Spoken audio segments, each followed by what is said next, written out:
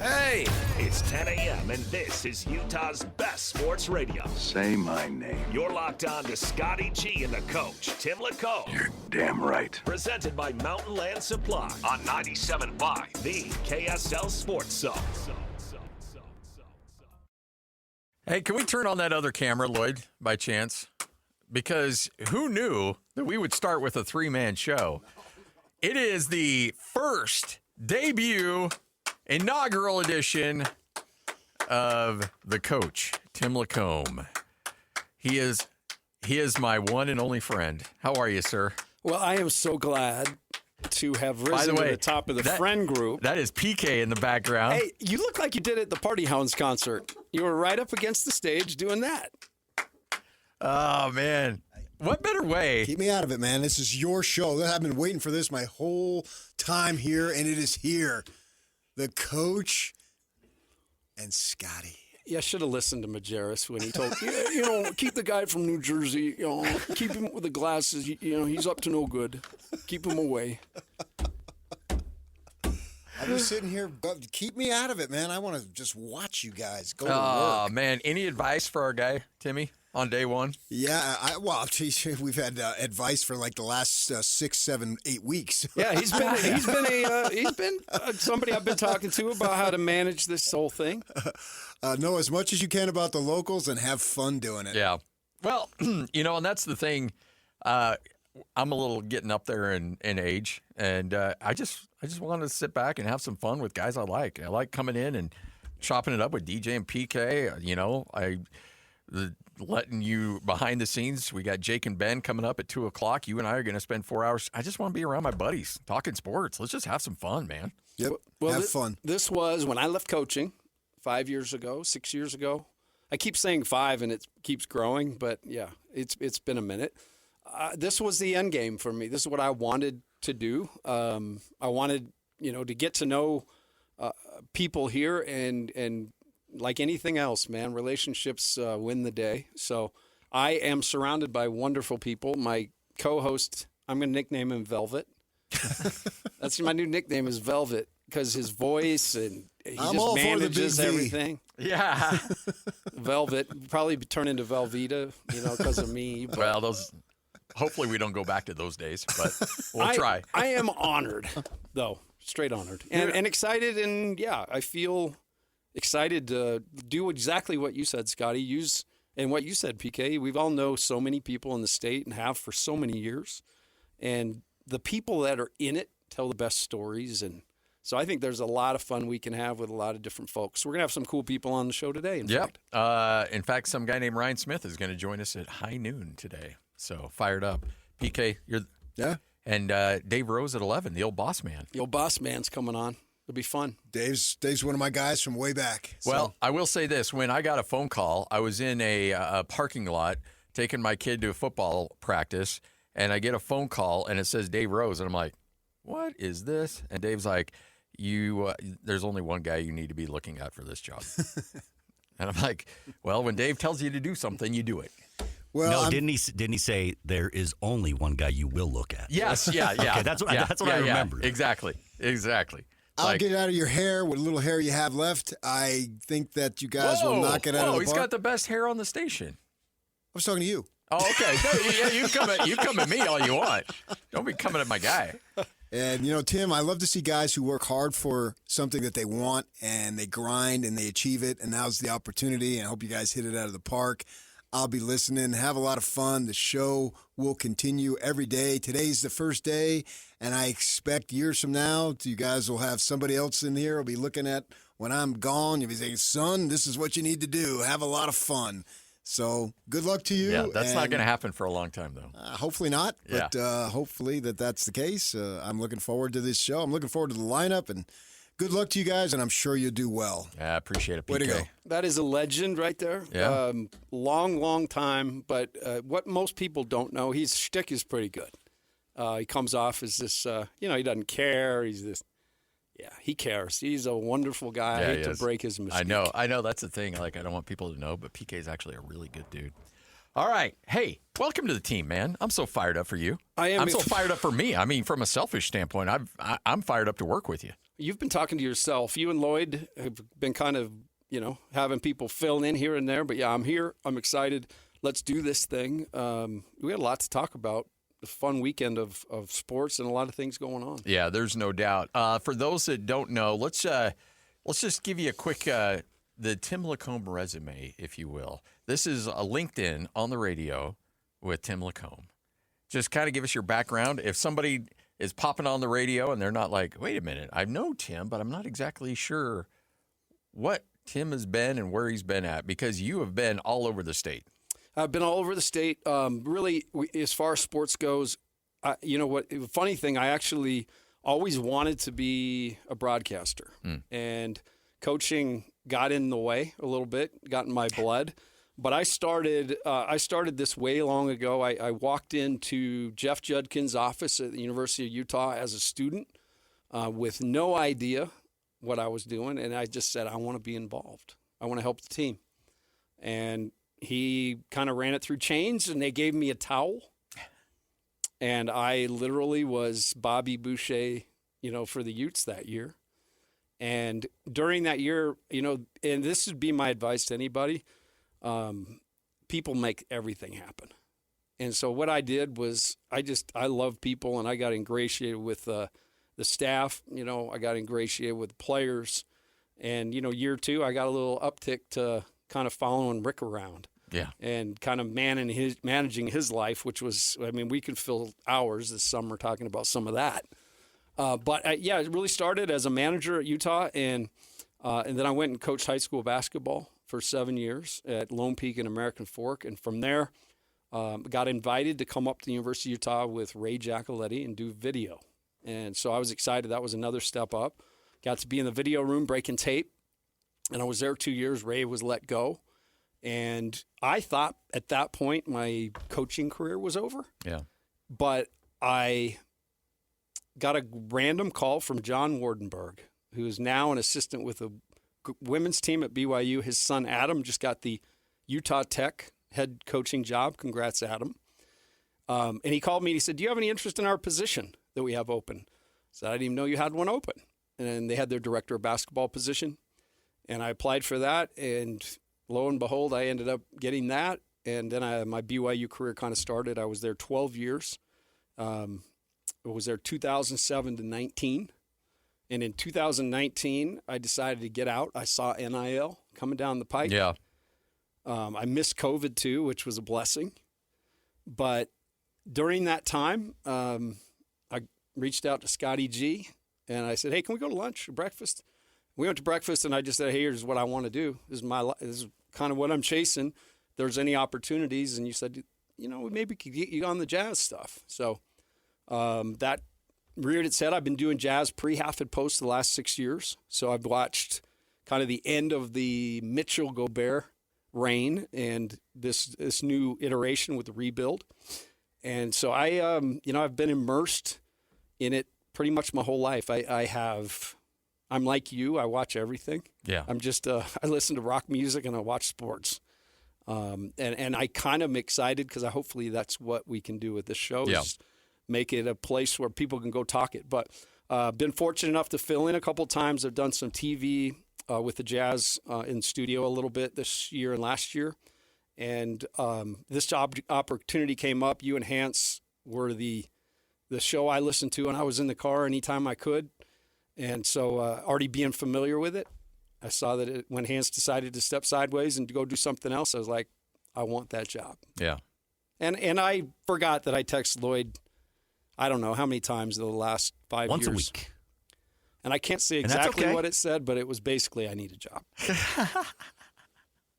It was, if you could fire somebody. No, it wasn't that. I didn't ever go after. I mean, it was only Kinahan. I wanted if you blood. could tell Kinahan it's time for him to go. No. Yeah. No, I never did. I just like, hey, man, I need a job. You only did that once. Like, it was only once. I said, don't do that. That's not what's cool. he driving these days? And can I get underneath that and take care of some brake lines?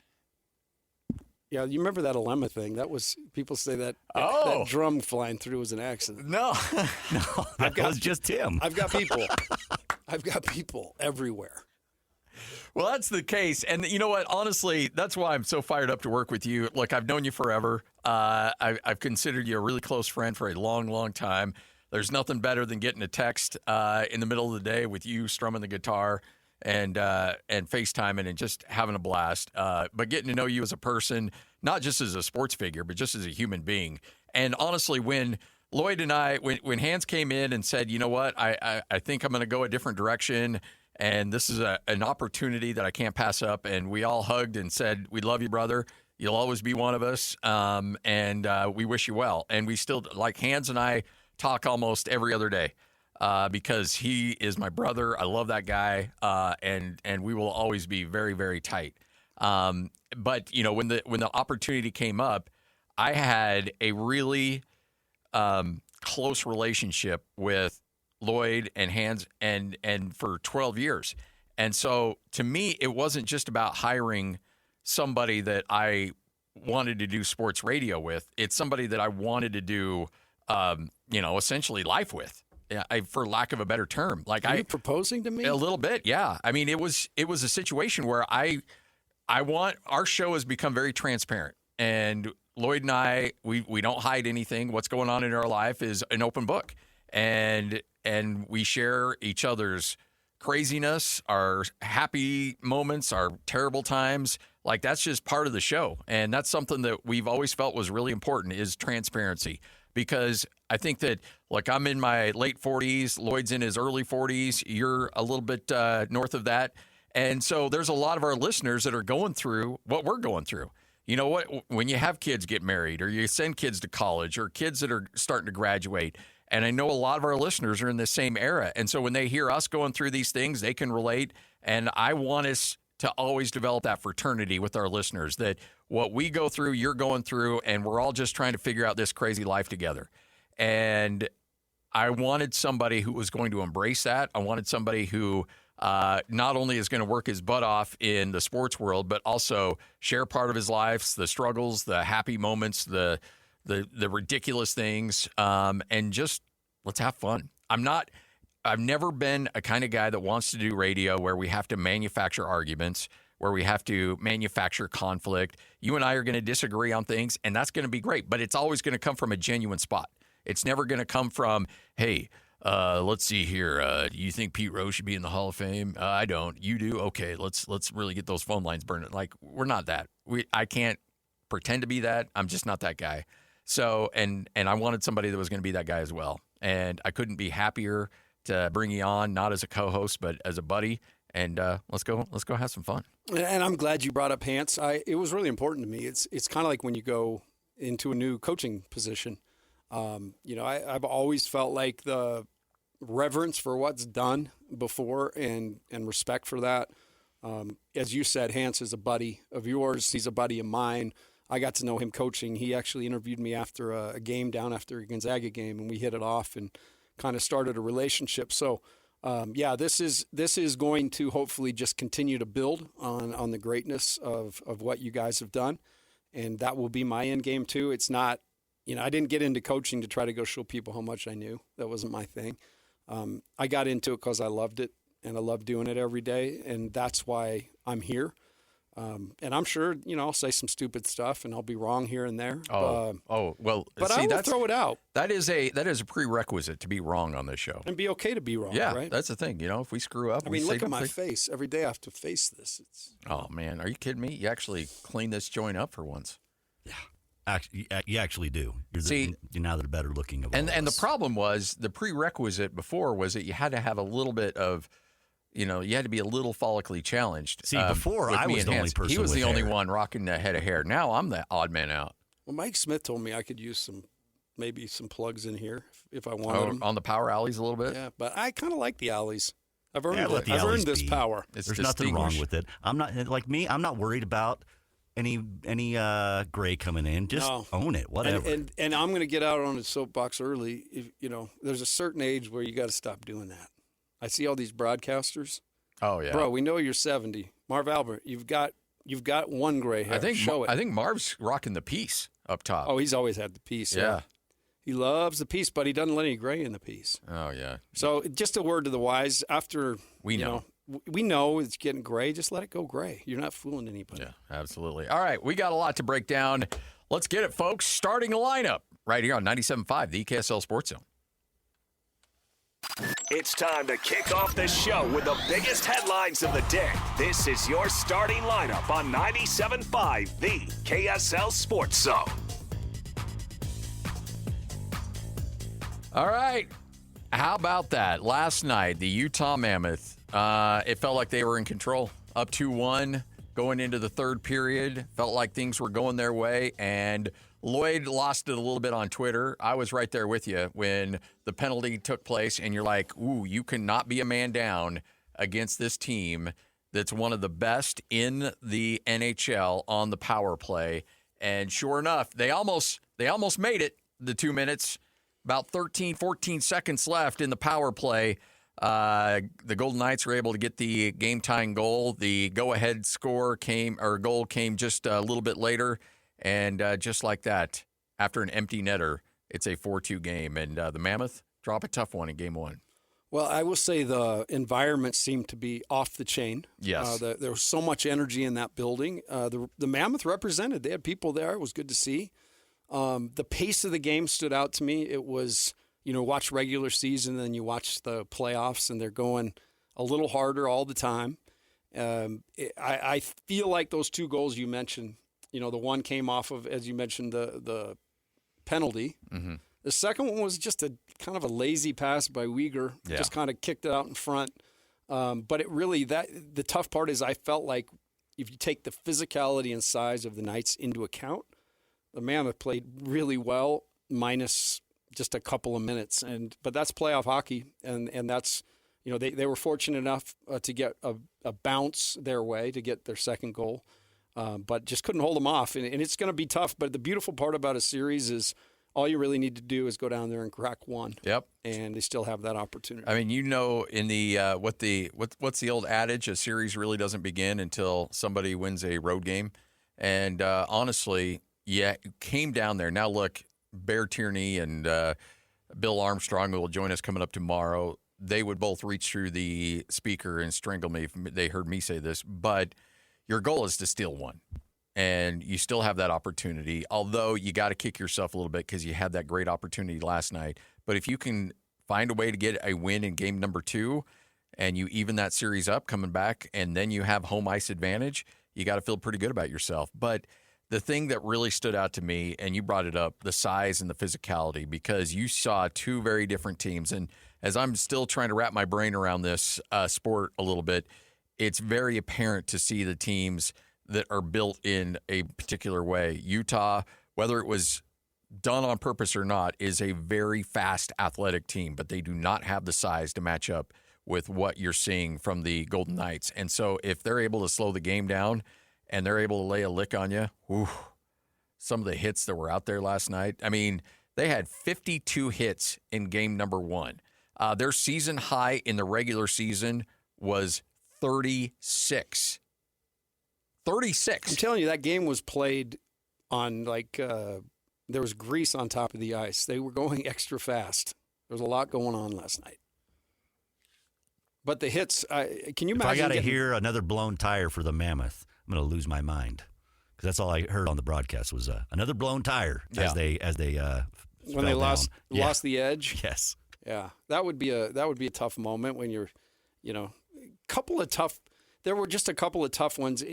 They actually had a power play themselves. They didn't score on early in the game, but then scored right after the power play. Yeah. So I think there were a lot of really good things. The one thing that stood out to me, if they can get the puck cleared and get out, their speed was apparent. And they had many. In fact, the goal that Cooley took it into the zone deep and spun and kicked it to Krause. Krause kicked it back, and he was able to one-time it in. Those, that's the way they got to play. They got to get out of the fray. They got to get out of those checks and everything behind the net to get those things cleared. You can tell Vegas, that's their end game, just smother you. Oh yeah, and that's it's interesting because you go back to the basketball situation that you would play teams that their whole thought, it kind of felt like maybe St. Mary's back in the day with Randy Bennett. Where a team's like, what? We don't want to go up tempo. We want to slow it down. We get you in the half court, and we're just going to beat the crap out of you. And that's what you're seeing out of Vegas. It is a team that wants to slow it down. They don't want to go up-tempo. And if they make you play essentially the hockey version of half-court offense, woo, they will beat the ever-loving snot out of you. So you have to find a way to adjust. You have to find a way to figure out how to speed the game up, how to use your angles, how to get it in the open ice, because once they slow you down and they put a body on you, it's lights out. You're done. Cooley made a couple friends last night. I Oh, noticed. yeah. How about that? You know, and the chatter in the penalty box was great. Jersey was giving the guy the biz. But I will say, watching the game, I feel like I'm excited to watch game 2. And as you said, they just need to try to go steal one. This does not look like a matchup that they can't get one down there. So no. I've still got faith. I got my Mammoth jacket on today. Look at that. That's like the old school starter jackets from back in the day. I love this. I love unique looking stuff. You did spend some time over with SEG in that organization. Are you still going to have the gear hookups? Oh, I would hope so. I've made a lot of friends over there. Yeah. What an amazing group of people. You know Chris Barney. Oh, yeah. No, Chris used to be our sales manager on radio. In fact, Chris and I started with then the Miller Group about the same time, and he was a sales guy, and I was just a peon radio dude, and my career has stayed stagnant, and his is yeah, he's over there on Everest. But the cool part about it is he still treats people like he's in that first job, and I think there's something to that for why Chris is the way he is. But he does a great job, and he's got a great team over there. And I was just in 6 months. I worked inside the Jazz organization with youth camps and clinics. So that's what I've been doing most recently. All right. We're just getting started. Now, in case you're just joining us, you're like, hey, where's Jake and Ben? Well, guess what? You're going to hear them today from 2 to 6. So Jake and Ben on from 2 to 6. Tim and I, the coach, will have you every day from 10 to 2. So a 3-show lineup. DJ and PK still doing their thing from 6 to 10. Coach and myself from 10 to 2. And Jake and Ben from 2 to 6. It's a new era here on the Zone. This is 97.5, the KSL Sports Zone. G and the coach, Tim LaComb. Now I know y'all are tripping. Presented by Mountain Land Supply on 97.5, the KSL Sports Zone. 97.5, the KSL Sports Zone. Scotty G and the coach, Tim LaComb. Kicking off a new era of sports radio here in the state of Utah. Coach has been around a long, long time. You even lived through the Jimmer era down at BYU. I did. I lived through the Jimmer era. Was that unlike anything? I mean, I can't imagine how crazy it was. That was crazy, man. It was so crazy. We didn't have any idea when we recruited him. He was a 2-star guy. Yeah. And, you know, the whole story about how he worked his way into where he got. But, yeah, we had stories to tell after that year. People waiting for us in lobbies at airports, outside the bus, just trying to get a look. You know, we joked that we were kind of like the Beatles. Yeah. But we only had one. There was only one of them. They didn't care about us. They're just, hey, can you get me closer to Jimmer? It's all John Lennon and a bunch of George Harrisons. But my one thing when I meet people and they say, when were you at BYU? I was there 07 to 19. Did you coach Jimmer? Yes. But he didn't know how to shoot when he got to BYU. Yeah, until he came under your tutelage. What I did was I showed him how to shoot. See? No, that's not true. Jimmer could shoot. And I did not really put a lot of emphasis on his defense, unfortunately. Well, I don't think anybody really wanted, like, hey, we're going to hide you on one end of the court, and then you're going to be the guy on the other end. Jackson Emery had that role. He played he played his spot and Jimmer's spot in the zone. When did you know that dude could fill it up like that? After the Arizona game was when it really just blew me. He had 37 in McHale. It was the Fiesta Bowl Classic, so all those. Like, I guess Ryan Hatch is there now in the yellow jackets. All those yellow jacket guys were there. And, dude, we put it on them. And it was the beautiful thing about that game, it wasn't just Jimmer. Like, we played BYU basketball. We played up-tempo. The ball was popping around. So everybody became a threat early. And then Jimmer was able just to carve them up. And when we walked out of there and beat that team, it's the worst defeat, at least at that point in McHale history. I was like, okay. I'd seen him do things in practice and stuff, but it's almost like playoffs. When he got onto a game, lights were on, scoreboard, you saw a different dude sometimes than you saw in practice. Well, it was a crazy time for sure. I will always consider that semifinal game against New Mexico in the Mountain West Conference tournament one of the craziest things I've ever covered. I mean, just watching, because you always know New Mexico travels like crazy to those tournaments. And so that, and BYU, obviously, wherever they go, you got a huge fan base. And it was just, I mean, it was as rabid as anybody has ever seen in that building. Well, the one thing I'll add to that made it even more crazy is the next morning, as we were preparing to go shoot around, there were like 3 or 4 referees from the Mountain West that had done games through the year. We're in the lobby with a ball. No. Yes. Are you serious? Yeah. Please tell me Dave Hall was one of them. He was. Was he really? Yes. Wow. That does not surprise me one bit, actually. So, I mean, you saw stuff that you just didn't see in all your other years. But I will say the cool part about my journey is I got to see the formation of kind of I was there after Josh and Jimmy. Yeah. So that second, when Van Horn, so I got there as Van Horn's sophomore year, Doliak's freshman year, Andre's freshman year.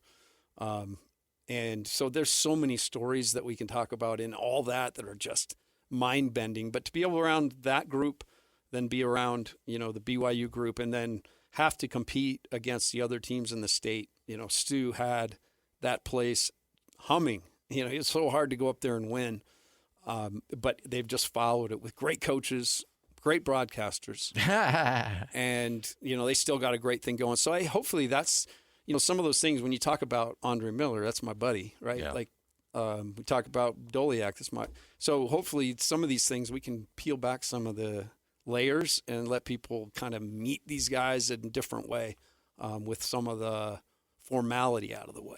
So I was up at Logan on Saturday, Utah State wrapping up spring ball. Pretty much everybody's got spring ball in the rearview mirror. And Bronco, and you mentioned in the first segment that there was a reason why you decided to make the jump out of coaching is because you saw the freight train that was coming in terms of collectives, NILs, free transfers. I remember Tim Duryea in like 2017 telling me that, hey, be ready. These kids are gonna get one free transfer. And I'm like, no, they're not. He's like, yeah, that's coming. And he goes, and it wouldn't surprise me after that it's unlimited transfers. I'm like, you're insane. Well, 2-3 years later, that's the world we're living in right now. And Bronco Mendenhall, I thought, had a really interesting comment. And this is what life is like as a college football coach, especially dealing with the transfer portal, dealing with trying to remake your roster. You have to do it at a very small amount of time. Listen to this timeline from Bronco. Scar. The transfer portal opened on Friday. We started school on Monday. There's not supposed to be any contact, direct or indirect, prior to that. And yet players are showing up with all their visits set, deals already brokered, monetary amounts already set, when it was supposed to be no contact. And by the way, we need players in school in 2 weeks. So we visited 44 players, signed 31 in 10 days. I mean, how in the world? 44 players in 10 days on 24-hour visits to sign 31. Most people date more than a 24-hour period, right? I mean, these official visits were 24 hours, and we have to be right, and they have to be right. How is that good for college football? Oh, and by the way, that costs money, and there's negotiations with agents that aren't certified, and how is that now smart business for anyone with a decision of this magnitude? Yeah, we're perfectly designed for the nonsense that we're getting. I love my team. Wow, you get right to the point when it's a 24-hour visit and you have 2 weeks to get kids into school that you don't even know. By the way, that's a classic Bronco line. We are perfectly designed for the nonsense we're receiving right now. All right, so you've been on the recruiting trail. Imagine trying to put a team together in essentially, not short amount of time. It's insane. The whole thing, and it's why I decided to step out, was this used to be, like Bronco said, you used to know or at least have a really good idea who these guys were. You have to understand what they can do on the floor, but so much of being successful is bringing the right guys with the right attitude into your program in 24 hours and going off the words of others. And honestly, I found that every transfer was like you got them and you're like, okay, it's just a different dude with a different set of issues than the guy that just left us. So you're so much better off if you can maintain a roster. But I just don't see in this climate, as he said, with the agents that are that are scumbags in a lot of ways, that aren't licensed, that are just out there trying to make a buck. This whole thing's become about making a buck. And I wish we could go back in the archives, because I remember I got on a show, I can't remember whose it was. I think it might have been you and Hans, when NIL was announced. And I basically started talking, and I went on a rant, but I finished about where we are right now. Because what they were talking about in the beginning was giving kids a couple $1,000s for an appearance, this, that, the other. I'm seeing now where college rosters are going to eclipse $100 million. Like, they see that in the future. What is going on? Where is the oversight? And how in the world does it ever end? Because what I've learned, when you start giving money, it never goes down from there. No. It always goes up, So I sympathize with Bronco. I've talked to a ton of coaches. I talked to Cody Feger over the weekend. He's at Kentucky. And, just the ins and outs of just trying to get on the phone with a kid and trying to get them to say, hey, I'll come on a visit, without money get into the conversation before all that. So it's a unique world. It's one that I didn't want any part of, because I was in the relationship game. I was in the people game. I was in trying to, go get guys that we believed in that could play, but had a little extra something. And then you got 4 years to develop the heck out of that. Good luck if you get 8 months now. I know, and that's the thing that bums me out, because if you're a college football fan or a college basketball fan, and the thing that really jumps out to me is you really love the fact of you could have a kid. So let's say, you saw a kid in high school and he commits to your program and he redshirts that first year. And then his freshman year, sees a few minutes, hits a couple big shots, sophomore year, bigger role. And then he becomes a star his junior and senior year. And you're like, it's like, watching Nirvana in a garage back in, 86 before they hit big. You're like, all right, I was on the grassroots with this kid. I knew this guy was going to be special. I knew that this was going to be fun. And you got to experience that whole journey along the way. Here, for lack of a better term, it's mercenaries. Yeah, there's no loyalty. There's no commitment. No, and that's fine, because I get the fans not having loyalty to a player or a coach, because if they get sideways, boom, you're out, Like, you suck, you're gone. Well, I just gave you a conference championship 2 years ago. It doesn't matter. So I understand, like, loyalty has always been fairly precarious in that regard. But now it's just, there's no relationships, as you mentioned. There's no history. Like, I walked down the tunnel. You know where I'm talking about at Utah State in the Spectrum, by the offices. And you walk by and you see these massive, like, life-size photos of Spencer Nelson and Nate Harris and Desmond Pinniger and Sam Merrill and Namish Keita. Like, you see these larger-than-life posters of people. And if Mason Falslev decided he was going to go and leave to go somewhere else, he probably makes more money. Who knows? He may be part of a team that makes a deep run in the NCAA tournament. But guess what? When you have your grandkids and you're walking back into there, you don't get that anymore. Like, you don't get to be associated with that university anymore. You don't get that opportunity to have that identity associated with that school. And that bums me out for a lot of these guys, because I think you're going to wake up one day, you're going to be 35, you're going to be 40 years old, and you're like, oh, man, what did I give up? And you may be looking at a nice house. You may be looking at some investment properties. You may be looking at your investment portfolio and be like, I made the right choice. I still would do it again. But you do sacrifice some things for sure. And there's millions of players like this, but Elijah Crawford, I'm going to use him as an example, signs with BYU.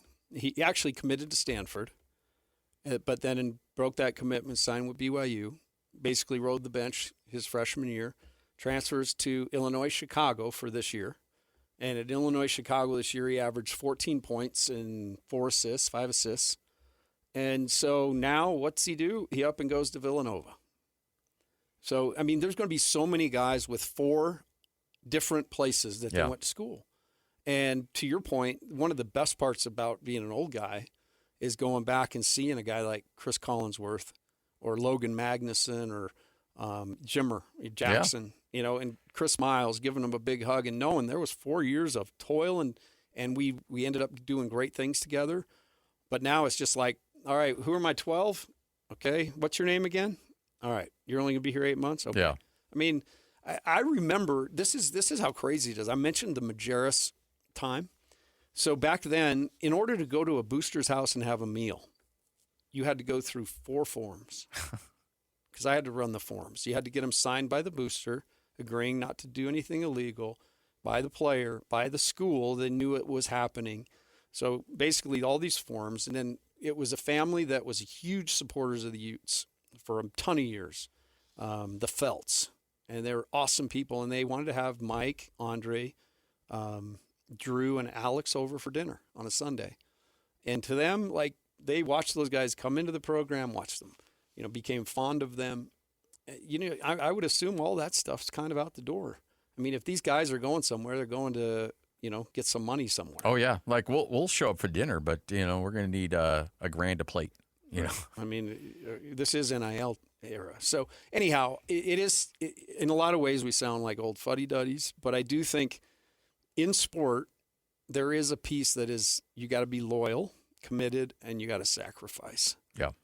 I don't see a ton of that in most of these places because they're just not together enough to care. Yeah. Now, on the flip side, something needed to be done. Like, no question. There's no doubt something had to be addressed because if I'm Jimmer and I walk into that Marriott Center and I see all these students wearing 32s, but it won't have a name on the back, but it's got that number. You know who they bought it for, and you're like, okay, so the university's making $15 a shirt. The bookstore's selling them at $25 a shirt. Like, who's making all that money? Because I'm not getting any of it. I get my monthly stipend and that's it. So you're like, wait a minute. If you're Sam Merrill or if you're Alex Jensen back in the day or Keith Van Horn, you see all these guys wearing your jersey numbers and you're like, well, they're wearing that because of me. So where's my cut of that? And you should get a cut because that is your name, image, likeness. You should own that. But for somebody to say, hey, we're going to give you $2 million as a high school senior to come here and $20,000 just to make a trip for us to have the right to be able to talk to you on our campus, and that's getting a little out of hand. Yeah, and that's the problem is everybody gets their hands on it. Yep. And everybody wants a piece of the margin, so the price goes up. And here we are in a market that is, like Bronco said, unlike any market that functions anywhere in the world. It's a pay to play, and it's who's got the most money, you're going to get me. Imagine the NFL or the NBA at the end of every year. It's like, okay, your roster's done, and everybody's a free agent. I mean, every year. Now, granted, that would be some great drama for sure. And I think in a weird way, college athletics has benefited from this because it makes the offseason even more interesting because it's like, okay, this guy's going to leave. This guy's going here. This guy's being retained. And so that shuffling of the deck, I think, has made for some intrigue and in a weird way has helped the interest of college athletics. But imagine trying to run a team in the NBA when all of a sudden Justin Zanuck and Austin Ainge and Will Hardy are like, okay, guess what? Larry's in the portal. This guy's in the portal. This guy's in the portal. We got, Triple J. He was here for a couple months, but he just went in the portal. We got to bring them all back. Or, you know what? I can go get Giannis for $20 million. And everybody, it's just a madhouse. Free for all. It's unreal. Yeah, it's a free for all. And like Bronco said, the logistics of it, I can't even imagine visiting that many guys. Just the logistics of visiting them, the cost of flying them. There's so much to it. And hopefully someday somebody can grab this thing and get it at least in a place where it can make some sense. But right now, it makes no sense to me. What you may have missed coming up next, 97.5, the KSL Sports Zone. That's Tim LaComb, Scotty G, and the coach right here on 97.5, the KSL Sports Zone. 97.5, the KSL Sports Zone. Time for another edition of What You May Have Missed, brought to you by Paris RV. It's the huge RV blowout sale this Wednesday through Saturday at the Provo Town Center, 10 a.m. to dusk. Used RVs from all over the country have been sent to Provo Town Center. The sale includes millions of dollars of high-quality used RVs, motorhomes, travel trailers, fifth wheels, tent trailers, toy haulers, toy campers, Class A and C diesel and gas. It's a great time to buy. Don't miss the used RV liquidation event. More info at UtahRVEvent.com. All right. I know that we're all waiting, and it's going to happen probably next year, in which the Utah Jazz are in the playoffs. But, again, on the outside looking in, but you saw some games yesterday. Boston roughs up Philadelphia 123-91. The Thunder do the same to the Suns 119-84. The Magic knock off the Pistons 112-101, and then the Spurs get the win over the Trailblazers 111-98. I want to circle back to the Pistons game, though. I mean, look, there are some similarities between them and when the Jazz had the number one seed, 3-4 years ago. and a lot of people are like, okay, yeah, they had the best record, but let's get into the playoffs, and that ended up being the case. The Pistons might be that team this year where they had a gaudy regular season record, but the playoffs may be a problem for them. Well, they may, but I also think this series is going to be a knockdown drag-out. I tweeted something yesterday that this game is going to look like a demolition derby. Both teams highly physical. Both teams really rely on the paint for their points, and both teams draw fouls. And so it really has to me, it has the feeling of a series that could go the distance. But I'm not necessarily surprised. I think Orlando, with Wagner back, they're finally kind of healthy, and they've got, when you talk about playoff experience, they got a guy in Desmond Bane who's been there and done that, and he can have a big night. But I was impressed with Orlando. I thought this year that, once they get fully healthy, they give somebody a run for their money in the playoffs. They may just give the Pistons a run for their money. Cade Cunningham with 39 points. We don't give him enough love. I don't think he gets enough love for how good he is. No, I'm with you. And the crazy thing is, came into the draft as somebody that everybody was kind of worried about his ability to shoot the three. But when you got a 6'9" point guard that can get where he wants to on the floor and use his shoulder a little bit, man, it's going to help you so much. But a guy who's just simply gotten better, every single year. And this year, by far, his best season. He's a future star. He'll be a guy that people talk about for a long time. He's having one of those years. You go back to Saturday, Cleveland knocks off the Raptors 126-113. Donovan Mitchell with 32 points in that one. Where do you stack up the Cavs in the East? Would you put them number 2 behind Boston? We've talked about this all year on the air, and I think the East is really hard to call, but definitely the Celtics are the team out in front. I kind of thought the Pistons would be a little better in the playoffs. I still think they can win that series. But yeah, probably in reality, there's a couple of teams there, but Boston's by far, and they showed it yesterday. They just made short work. Yeah. It was never close. No. I mean, they hit them first, hit them second, hit them in the third. And they were done. So I think it's the Celtics in the East. And then outside of them, yeah, probably the Pistons, the Cavs. I just don't think the Cavs have enough defense to do it. Yeah. I mean, and I love our guy, Sam Merrill, but Sam is an elite defender for that team. No, he is. And when you look at Sammy as being the guy that's leading that team defensively, then, and again, it's not a knock on Sam, but Sam's the best defender they have on that team. No doubt. Especially on the perimeter. And when you start Mitchell, Harden, excuse me for sneeze, Mitchell, Harden, and Dean Wade, when you bring in Sam off the bench, you're going to be a little limited defensively. I just don't think at the end of the day that Cleveland's done enough with their roster. Yeah. They needed to do a little more. Like the Harden thing it doesn't fix the issues that were at hand. All right, coming up later on tonight, you've got a 4-game lineup with, actually 3-game lineup. Philadelphia, Boston in game number 2, Portland and San Antonio. Actually, no, that's Tuesday's schedule. Sorry. Toronto will be at Cleveland tonight. The Hawks will be at New York taking on the Knicks, and the Timberwolves against the Nuggets. All right, Dave Rose is going to join us coming up on the other side as Coach calls him boss. Hefe. All Hefe. Dave Rose joins us next, 97.5, the KSL Sports Zone. KZNS-FM Colville, 1280 KZNS-AM Salt Lake City, and KSL-FM HD2 Salt Lake City Midvale. This is 97.5, the KSL Sports Zone. The difference. And we're off. My goodness, I've already disturbed the guy in the cage. It took 1 hour. 1 hour for you to get under Lloyd's skin. I love it, man. I didn't even know I did.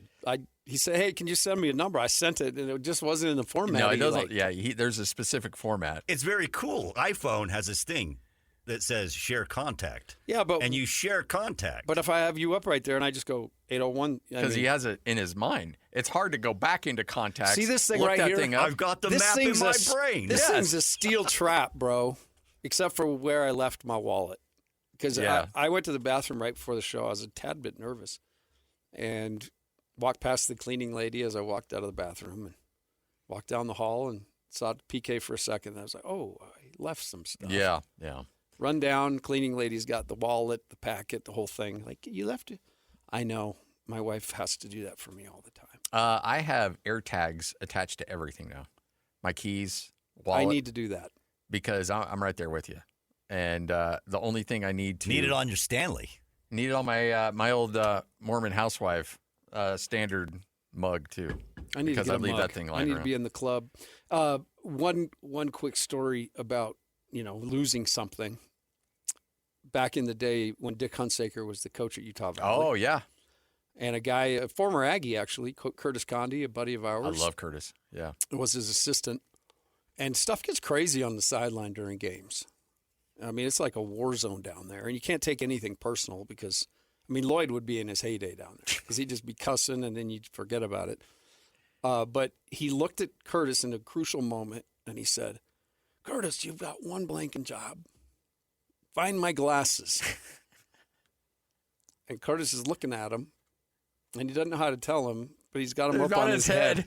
So he said, "Coach, they're on your head." Right there. Okay. Sometimes that's what you got to do as an assistant, something that simple to help a coach. Well, joining us now, longtime head coach at BYU, Dave Rose, kind enough to carve out some time for us. Coach, how you doing?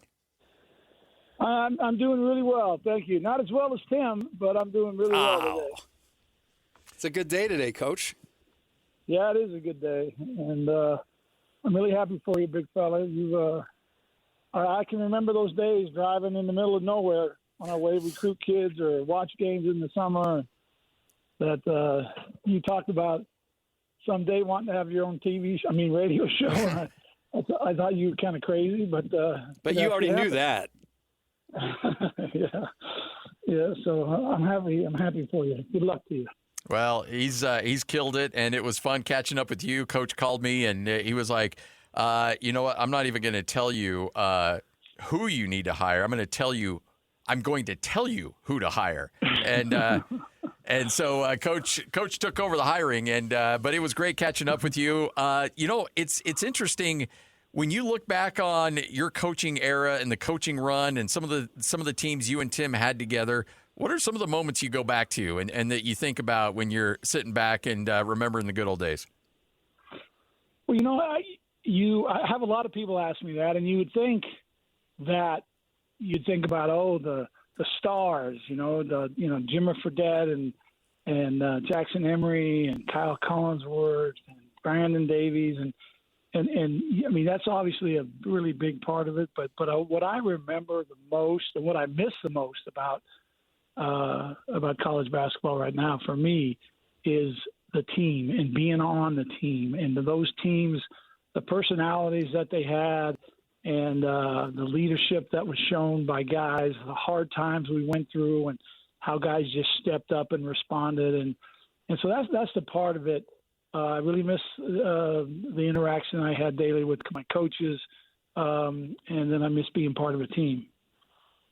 I'll tell you what's pretty cool, Scotty. I don't know how we haven't said this a lot, but when I went to BYU to try to get that job, I was one of about 110 people that were applying at the time. And in one of the last interviews, Coach took the whole packet of resumes and he threw it down on the desk and he said, "I know about 85 of those 110 people, I've either coached them, coached against them, been friends with them in the coaching. Somebody's kid needs a job, and he's like, but I'm sitting here, I want to hire you. And, why? And the crazy part is Coach and I, we didn't know each other. We'd shaken each other's hand a couple times going through the line after he beat us or we beat them. But it was pretty much strangers sitting across the desk. And after 12 years, I can honestly say, and what's one of the best things ever about what happened to me at BYU is I gained almost like a best friend in my boss. And we had a unique relationship because, other times where he'd have to chew my butt and I'd have to take it. And I was just... when you thought I was an idiot and I had to take that. Right, yeah. I mean, but you never told me that, but I know, I know when you thought I was wacko. But the bottom line is, to me, that's the best thing that came out of my coaching is the relationships. And, to be able the last 5-6 years to just, Coach and I have talked just about every week. We stayed in touch, and those are the things you miss when you get out of coaching. You forget that, your only job is to go do that. So it almost becomes a part of you. And when it goes, and all those people go from your life, it's pretty tough. And so we've helped each other through that. When the team's winning and the team's on a roll and everything looks good from the outside, that's when I kind of miss the actual, well, that'd be pretty cool to go coach. These guys are pretty good, and they're beating everybody. But the work that goes behind just to get to that game, and to make that one game actually competitive on your side. That what goes into it. I mean, there's so much, and not just the preparation for the other team, but the preparation for your team, and then the personalities of your team, trying to keep them alive and keep them positive and keep them hungry, and all the things that goes through a coach's mind to make your team to be pretty elite and to win more than you lose. And I was pretty lucky. I had great players, and I had really, really, really good coaches that helped me through this thing, and that's the reason I had a lot of fun. Did you ever think there would be a day and age where BYU would be the home of several one-and-dones? Yeah, now that's a little different. People ask me about BYU basketball now and what I think will happen next, or what about this game, and I have no idea, because that's not the game that I actually coached for the 20 plus years as an assistant and a head coach there. This is totally different. I think that they've got the best guy in the world to actually manage it. They've got a guy who came up in the professional ranks who understands players, being paid and how to motivate them and how to get the best out of them. And I think that, that's what I've talked to a lot of guys who coached during my era who have now retired also in the last, 4, 5, 6 years. And that was the hardest thing, for them to relate to the players when, basically the players are making more than, they're second on the list. The head coach is probably making the most, but then it's the players, and then maybe the assistant coaches come in there somewhere. But that's a whole different dynamic of you trying to deal with the personnel issues on your team. And I'm really happy for the players. The players should have been paid years and years ago. I feel bad for, like guys like Jimmer and Jackson and, that group, Brandon, those guys who, really built the name brand of BYU basketball, to attract the group of people that come now. And then all they get to do is cheer for the guys, and the other guys get to play and deposit the money. We had Bronco. We had a clip from Bronco talking about how he's signing guys right now. And basically over a 2-week window, he had 40 players come on 24-hour visits, and they signed 31 of them. Oh, my gosh. I mean, can you imagine? Because, dude, what goes into one freaking visit. Yeah. You remember how those things used to tear us up.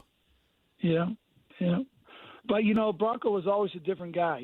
Bronco was that guy I mean, he was as good mentally as a coach of anybody that I'd ever been around. And the times that, you know, Cheryl and I would go to dinner with Bronco and Holly after the seasons were over, and we'd try to get away and to just kind of relate a little bit to each other. We talked mainly about BYU and the kind of the quirks of BYU more than the sports itself. But that guy is one. He is one driven dude, and I understood when he said that he was burned out and wanted to get away from it, and I'm glad he's back in the game. He's such a really good coach, really, really good for young guys, you know, to be able to be mentored by a guy like him. And I like this. It'll be interesting to watch Utah State in the Pac-12. They're going to kind of step up, but every time they've kind of stepped up in my career, I think we've been from the Big West to, you know, the Mountain West to now to the Pac-12. They've always met the challenge, and I'm expect them to do the same.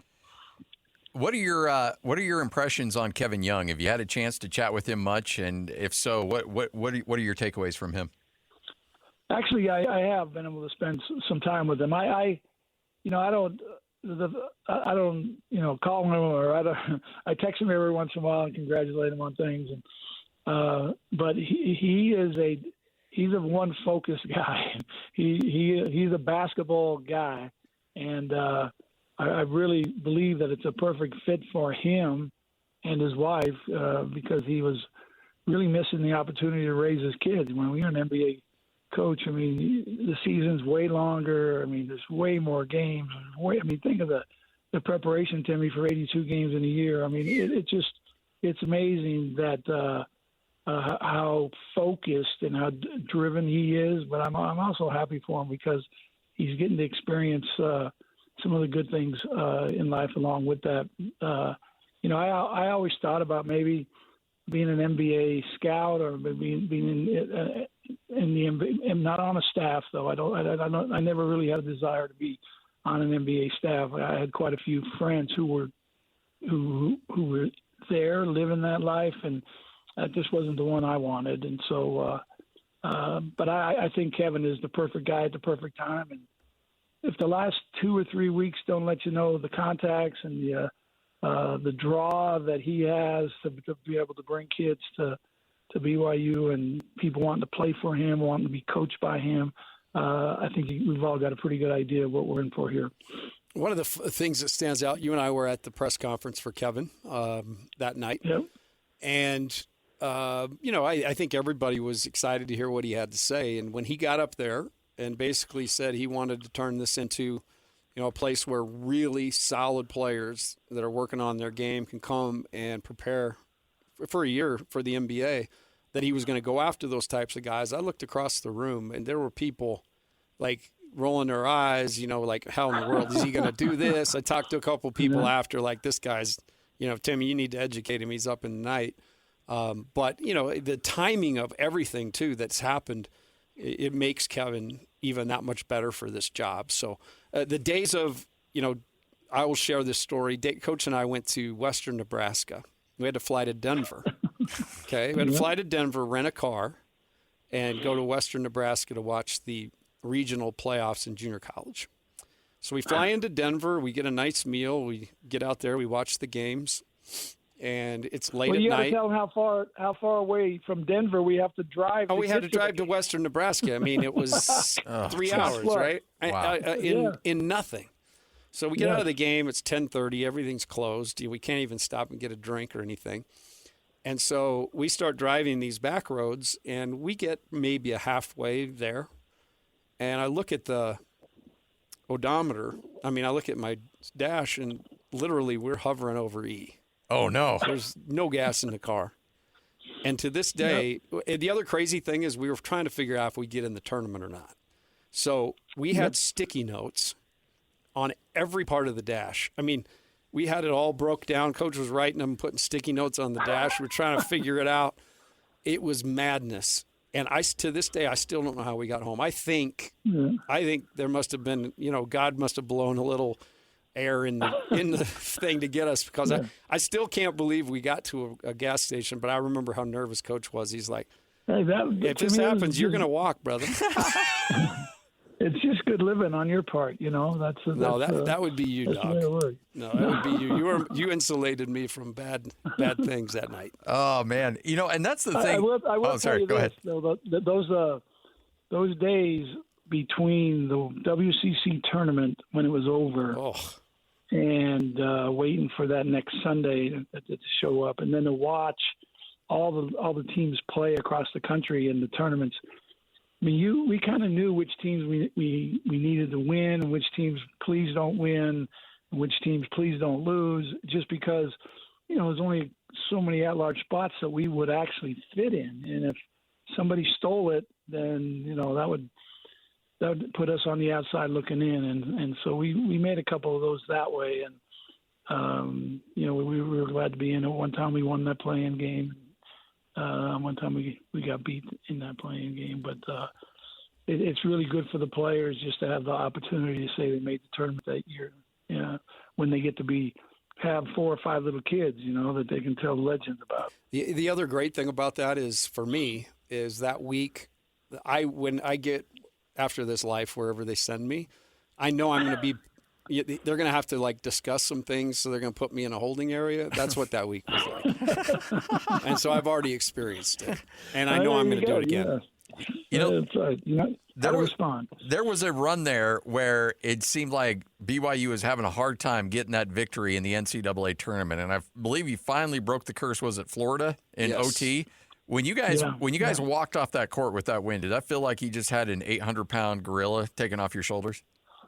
I mean, I'll tell you. I mean, I could talk for an hour about this, but I want to talk about Lavelle Edwards, because Lavelle was really, really supportive of me as we would, you know, get in the tournament and then get beat. He'd write me notes and then do it again, get beat. He'd, you know, maybe talk to me or, you know, send me I don't think we text back in those days, but I would get communication from him to hang in there, and he would tell me a little bit about his bowl story. And, you know, I can remember this quote. He said it got to the point where they couldn't win a bowl game, and he didn't want to deal with the fact that we were lost a bowl game, that he said, I don't know if I even wanted to be invited to a bowl, because it was just such a big, heavy weight on his shoulders. And he said, hey, listen, it'll happen. You just keep fighting, keep you know, doing what you're doing, and eventually it'll break through. And we did, and it didn't seem like, you know, you fixed it all, you know, Lavelle, when you were talking to me, but it really helped me to try to, you know, keep pushing through and keep our coaches motivated and get our players to believe and all those things. And then I remember Billy Donovan, when I was walking out of the press conference after we beat him in that first round game in Oklahoma City, and he was sitting in the back waiting to go on because he was going on next. And I walk off the stage there in the back behind the curtain or whatever, and he walks over to him and he goes, Dave, I had no idea. That's what you were fighting. And I hate to lose, and it was a great game, and congratulations, but I'm really happy for you. I'm really happy for you to get that thing, and good luck the rest of the way. And those are little things that I'll remember forever, because those are guys that I know how bad he wanted to win that game, and I know how tough it'll be on him to lose that game and have to go on that stage and then answer everything that's coming from everywhere. And that, you know, when you go to that place, you're answering questions from not just that game, but the whole season. I mean, there's guys in there who have just been waiting, you know, to give you this question or that question or bring that topic up or this. And that's where you get it. You get a lot of that in that final NCAA tournament. And he took the time to congratulate me and be happy for me and make me feel good. And I thought that was pretty cool. Well, I'll leave at least my part of this with a story. We owned Weber State, Scotty. Every year we played them. Oh, I know where this is going. Never, ever lost to them. Just barely, a lot of them. Right. No, Randy always brought great teams, and he had them well coached. Oh yeah. But all those great teams. He had Damian Lillard. We never lost a game. But the last year, we took a pretty good thumping up there at Weber. Yep. And we were on the bus home, and my mind is going everywhere, right? Like, all the things Coach is talking about. I got to handle the parents. I got to handle all the criticism, and we're fighting all these battles that nobody has any idea. And I look over at Coach, and he's just kind of looking straight ahead, and he doesn't look. I can tell when he's down or bummed. He just kind of looks like he's. I don't know if you remember this, Coach. I leaned over and I said, "Dude, what the hell?" I said, "What the hell are we going to do?" And he said, "Dude, right now, you know how many times Randy's played us and how many times we kicked his butt? Let's just find a way to be happy for Randy tonight." Wow. And it taught me a killer lesson. It really did. And so, Coach, you took Billy's example and you lived that all the way. And, I don't know how many people, people know you're great, but the greatness of Dave Rose is far more than just what he did on the basketball court. He is seriously one of the best people going. Wow. All right. So I do have my Dave Rose story. And, Dave, I've never told you this. I don't think I've ever told Tim this. But I got off an LDS mission and immediately went to Utah State. And I worked at this radio station before my mission, and they immediately hired me back, and they said, "Hey, go up and cover this BYU Utah State game." And Steve Cleveland was the coach, and Dave, you were on that staff, and it was after that 1-in-25 year.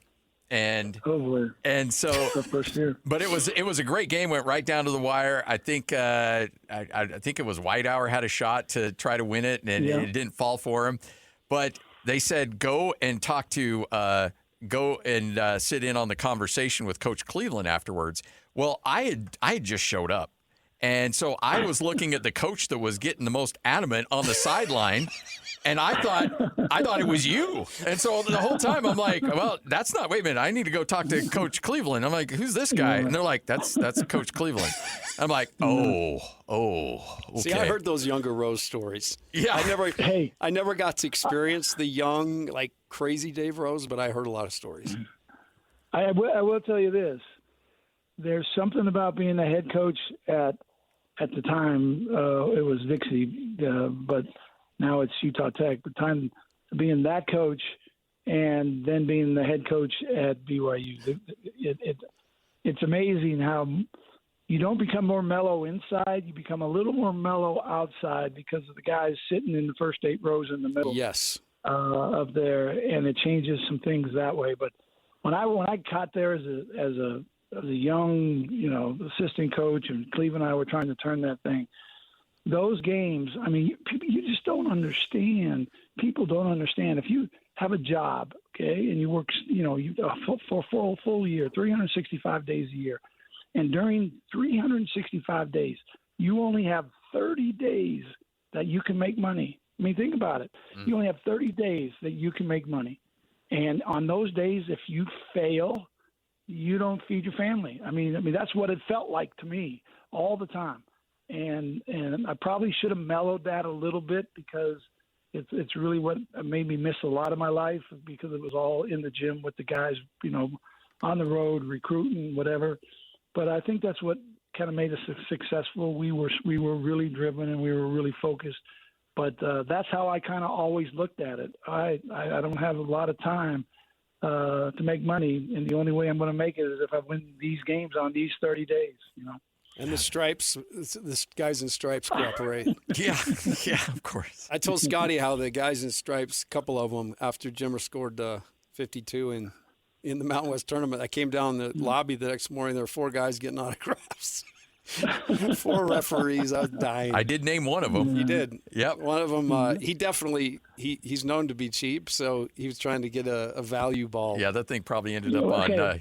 All right, if we're going to talk about referees, I'm going to tell you this story real quick. We're at the Maui Classic, okay? Oh. We get beat in double overtime, okay? The very first game. Is Rainbow Classic? I think it was Maui Classic. So we play the tournament, whatever. We're walking down the airport in Honolulu to get on a plane, late night flight, to go home after the tournament's over. And an official that I won't name, okay, but he had our games a lot. He's still refereeing today, and when he see him, it's from Denver. I hope he can make it from one end of the floor to the other. But he came up to me in the airport, my wife and I, kind of just sitting there, and he says, "Dave, I'm sorry, man. I blew that call."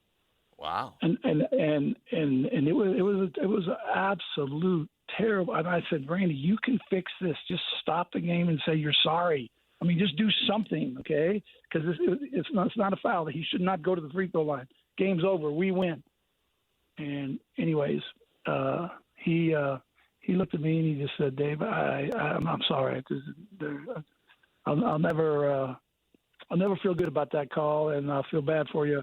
And so you're gonna feel bad for me. We'll drive flying all the way home, and then where are you going next to make your money?" So, anyway, I should put topics out there. Referees, road trips. Oh yeah, absolutely. Hey, we're gonna use you up. Don't you worry about that. We can spend hours talking about it. Coach, appreciate it. I'm so proud of you, Tim. I'm happy for you, and I wish you the very best, my friend. Sure love you, man. Thanks. Go, buddy. See you, man. About as good of a human being as you'll ever find. Dave Rose right here on 97.5, the KSL Sports Zone. It was such an awesome experience. I mean, I had so many different experiences. I worked for Rick, and I worked for Ray, and they were distinctly different. And then Ray and Dave were so different, but all in a good way, and I just value so much. It was a 12-year education on just how to be a good person. 97.5, the KSL Sports Zone, 11:30. Hey, we still have the good, the bad, and the ugly. We'll do it next right here on the Zone. It's time to saddle up and talk about the winners and the losers. This is the good, the bad, and the ugly. Now, here's the good. It is your good, it is your bad, it is your ugly. By the way, just texting with our guy Jake Blair down at Tim Daly Mazda. We're going to be down there on Wednesday from 10 to 2. We'll even be there from 11 to 2, Lloyd, but also from 10 to 2 we will be there. Tim Daly Mazda in Sandy, 10785 South Auto Mall Drive. Again, Tim Daly Mazda. I drive a Mazda. My wife drives a Mazda. I even got my son, who's a freshman at the University of Utah. He's got himself a red Mazda. You buy cars from those guys. I buy tons of cars. Do you think they'll be okay with me? Or yeah, you're going to have to go in and smooth it out? No, they'll love you. Okay. They'll love you. Because those dudes, all you got to do is share a Jimmer story or two. Done. You'll be good. You'll be absolutely good. All right. By the way, before we get to the good, shout out because, look, Lloyd is obviously a huge fixture of what we've done here, and we give Lloyd some grief, but Lloyd's like one of my best friends on the planet. Love the dude. He is our ride or die. But we also need to introduce Alex Napolis. And Alex has produced a bunch of my Utah State games. If you're buying stock in a guy right now in this business, you need to be buying stock in Alex because Alex is going to take all of our jobs. What's the before symbol? It's all ALEX. Okay. So Alex is also going to be kind of the fourth member of this ragtag group of broadcasters. How you doing, man? Good. How are you guys? Let's see. Look at that voice already. Look, he's just ready. He's ready. Well, and he's also not ornery. Oh, Lloyd will wear off. Here's the thing. There's a lot of people that come into this business, and they're genuinely good human beings. And then there's a stretch of time where the business kind of rubs off on you, and you become just a miserable human being. I'm looking forward to that. So, Alex, do not let that happen. I'm going to try to inspire Lloyd and rub off some of my energy and kindness into him. Nah, see, there you go. Instead of the other way around. Between you and Tim, very positive, upbeat people. Maybe you can impart some of that on me and Lloyd, who may be on the other opposite of that. Yeah, we're a little bit on the other side. Yeah, the type that don't even respond to a text. Yeah, Lloyd. What are you talking about? I responded. No, you do now. I've got you now. It was just there were periods where it was very desolate for the kid. Be better. I'll try to be better. I mean, a simple That's my thumbs bad. up, I don't know, a prayer, a heart, just any of those work. Yeah, but I feel like those don't have as much meaning. I'd rather put a big text together and you don't give me a chance to do it before being upset with me. All right, so this is my Gen X thing wearing through. Like, I'm with you. Like, if I send somebody a text and all they send is like an emoji attached to them, like, did they really even care? It feels Did insincere. they really even read it? But if you're good with that, I'll send you one of those. I'm good with that, actually. Okay. I'll just give you a thumbs up and we can move on. Okay. Depending on the subject matter. No. Just the thumbs up. Okay, good. Now I'm going to ask you for a lot of different things. Or the thumbs down. Or the thumbs It down works. on the things Either that way, you don't see? want. Yeah. Boom. Frowny See face. how he fixed that? Frowny face. I could do that. Hey. Angry face. I like and my grandson, his favorite is the poop. Yeah. Oh, yeah. Can do that as well. Poopoji. Oh, yeah. And by the way, that's going to continue because my 14-year-old still loves to drop those emojis too. So Your 14 is right in the jaws of just some serious snark. he is the dude bro of all dude bros. Like if my first two were just like they were huge into academics, all the stuff that you really hope your kids like grasp onto. Jenny had a lot to do with that. The third is my mini me, and he just wants to talk sports and talk trash, and he's going to get us into fights. Like we're at games, and I know like one of these days we're going to be at a Broncos Raiders game, and he's going to get us into a fight. And it's like, hey, luckily that's a much calmer group these days. It is a much calmer group, yes. But I'm like, oh man, I can't back you up on this. So I'm excited to hang with him. Yeah, you'll like him. Impart some wisdom. Yeah.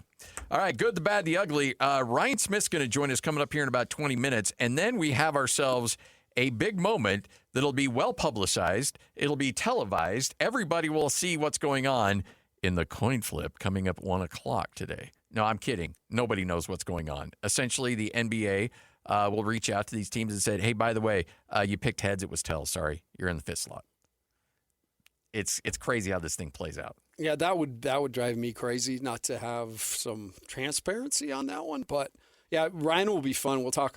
We got hockey. You know, he was in Vegas last night. Wouldn't you know that he was in Vegas, flew home, got in bed at 1, and the dude was up playing pickup at 6 o'clock this morning. I mean, he's just like the rest of us. All right. So as a coach, and I know you got to be careful with this, evaluate Ryan Smith's game.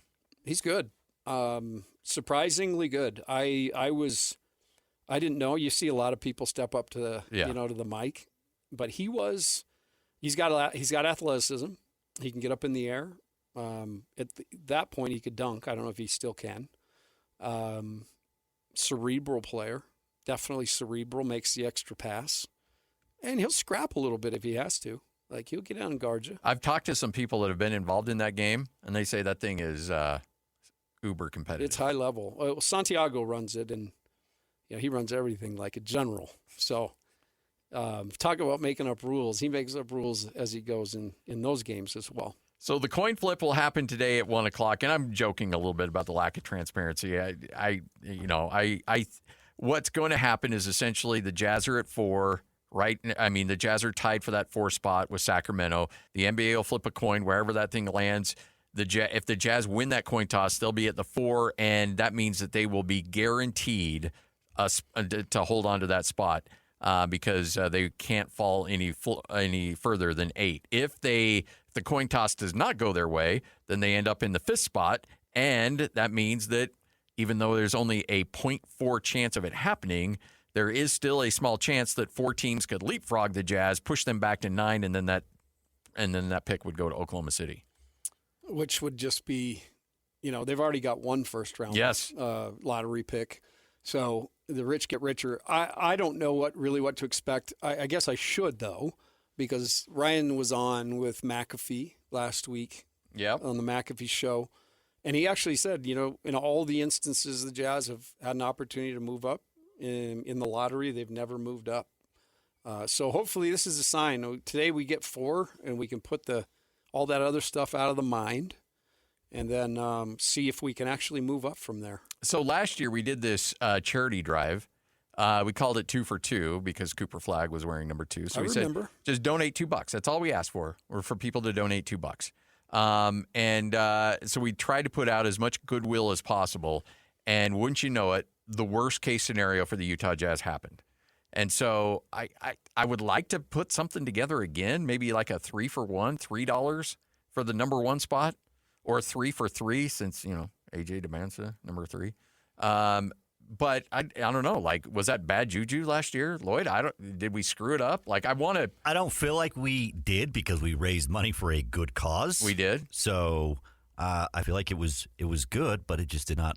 It went in the exact opposite Somehow Dallas got all the good juju. With about a 0.6% chance or something. Very minuscule, yes. Yeah. So that's the thing. I'm kind of torn. Like, I would like to create another campaign and maybe raise a little bit of money. But also, I don't want to cost the Jazz a pick because somewhere some cosmic force is upset with us in some way, shape, or form. One of the things I want to ask Ryan is who's going to New York? Yes. So don't let me forget, because I'm just curious who's going. I think I've thrown this out there. Ryan should put the bear costume on and go as the bear. And if you move down in the lottery, you stay the bear. But you move up in the lottery, that head comes off, and under that smelly head is Ryan Smith. Have you ever? It's got to be the one that's never been washed. It has to be that one. Those things are brutal. But anyway, wouldn't that be that would be viral? Oh, absolutely. Absolutely. And then, he throws out, he does a little silly string on the guys in front of him. Silver's head. Yeah. I guess it's always the second in command that does the lottery. The guy that gets booed in the second round. Yeah, exactly. All right, there's your good. Let's get to the bad. Now the bad. So we have seen these time and time again, and they're always cool to watch. Everybody gets excited like, oh, something bad might happen, but it never does when you see a football game and parachuters come in and land on the field. It always goes off without a hitch. I was at a Broncos game last year, and they had like 4 or 5 people just boom, boom, boom. They landed perfectly. And you're wondering, like, what if something goes awry? What if somebody screws up? Well, it happened. At Virginia Tech, their spring game, a skydiver trying to land on the field got caught up in the scoreboard. So everybody's watching as the unidentified performer descends towards the big screen. He's got the American flag. It's all part of the pregame ceremony. And boom, he gets caught up. The flag gets tangled up in the scoreboard, and he's left hanging there. Finally, the Blacksburg Fire Department was called in. Crews brought a crane ladder to get the parachutist to safety. They got him down there in about 15 minutes. Was treated, released on. There are no injuries, but he was. Let's just say he was hanging precariously there for quite some time. Word is that when he got off, he said, "Boom, scoreboard."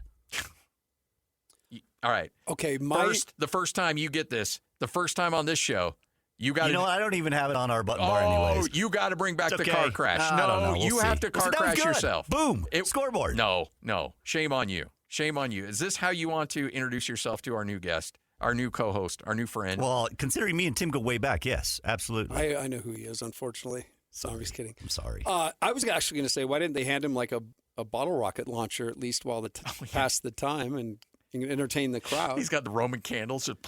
I go to the Stadium of Fire, or I have fairly regularly because I lived very close and I moved. Not anymore. Not anymore. But that happens every single year. They drop parachutes, and I sit there white knuckle it because they skim right past all those the press box at BYU, the scoreboard, and they're kind of just coming in, and I'm thinking, man, just the wind blows you. So I've had that fear for guys and watched some close calls, but I'm glad I didn't have to see the boom scoreboard. Boom scoreboard. Shame on you. Find the car crash. I think it's gone. Sorry, it's buddy. not gone. Yeah, it is. Yeah, I don't know. What was the thing you used to do to me all the time when I would name drop? You'd hit something. The little ding. Ding. There was a ding or a horn honk. Yeah. It was or the honk. if it was somebody that wasn't all that interesting. Yeah, we would honk. It was the honk. It was the honk. Oh, maybe. You know what's interesting about him? Nothing. Well, there's that one too. There's hey, that one. I got to ask, would you guys ever parachute? I would. You know what's funny? That is really funny you bring that up because last year I had a high school reunion and we were chatting with a bunch of old buddies, and a lot of us are going to hit a big milestone in terms of birthdays this coming year. And so we were all shooting back and forth on text like, hey, what are we going to do? And somebody said skydiving. And I'm like, I'm in. And everybody else was like, hell no, we're not doing that. I'm like, all right, I'm down for it. But you said I'm in. But I'd do it. Would you do it, Lloyd? There was a time, yes. I think no now. Just got too much on the line. Yeah, I don't know. I think don't know I if would have do it it in me. I did the bungee jump once, and I was so terrified when I got lowered down that I couldn't even stand. My legs were just so wobbly. Wow. It was kind of horrifying. I would like to do it, but I do believe I'd probably be one that have a parachute issue. I get in the wrong line at the grocery store. I don't know. You've been living life right on and off the field. I think you'd be all right. I'm all for it if you guys want to do it. That's something that we could do together. Sure. I'm down. All right, 11:49. Again, new show hours, 10 to 2. So you get an extra hour of us. Jake and Ben kick off the show at 2 o'clock for your afternoon drive. It's the all-new 97.5, the KSL Sports Zone lineup. DJ and PK, 6 to 10. Coach and myself, 10 to 2. And Jake and Ben, 2 to 6, right here on the Zone. You're locked on to Scotty G and the coach, Tim LaComb. Now I know y'all are tripping. Presented by Mountain Land Supply on 97.5, the KSL Sports Zone. Ryan Smith is going to join us coming up here in about 9 minutes from right now, the owner of the Utah Jazz and the Utah Mammoth. These are key moments for both these organizations. Obviously, the Mammoth in the playoffs and the Jazz, I think next year, I think it's fair to talk playoffs with that team. Yeah, for sure. I walked across the plaza the other night and remembered those feelings of being out on the plaza on playoffs, and those cherry blossoms are falling and everything's good with the world. And I do believe there'll be a plaza party next year for the Jazz, no question. I've said it. I think they're going to be a top 6 team. I think they've played their cards so well. Front office, there's some important things going here, though, because, and we'll get into it with Ryan, but with the new collective bargaining agreement as it changes each and every time, it gets harder and harder to put a team together. The contracts are smaller, so we'll get into that with him some. A big summer for the Jazz. We'll see what happens with the coin flip today. And then the Mammoth, right in the throes of their first playoff conquest, played – and I thought Bear said it. He was proud of the way they played. I thought they were locked in. It was just literally about a 4-minute segment that cost them the night. Yep. Ryan Smith will join us next, the owner of the Utah Jazz and the Utah Mammoth, right here on 97.5, the KSL Sports Zone. It's high noon up and down the Wasatch Front, and Scotty and the coach are just getting started. I'm doing really well, thank you. Not as well as Tim, but I'm doing really well today. It's a good day today, Coach. I'm really happy for you, big fella.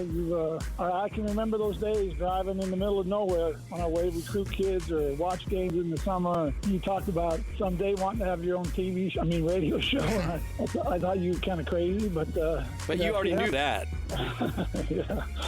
Yeah. So I'm happy for you. Good luck to you. This is Scotty G and the coach, Tim LaComb, presented by Mountain Land Supply on 97.5, the KSL Sports Zone.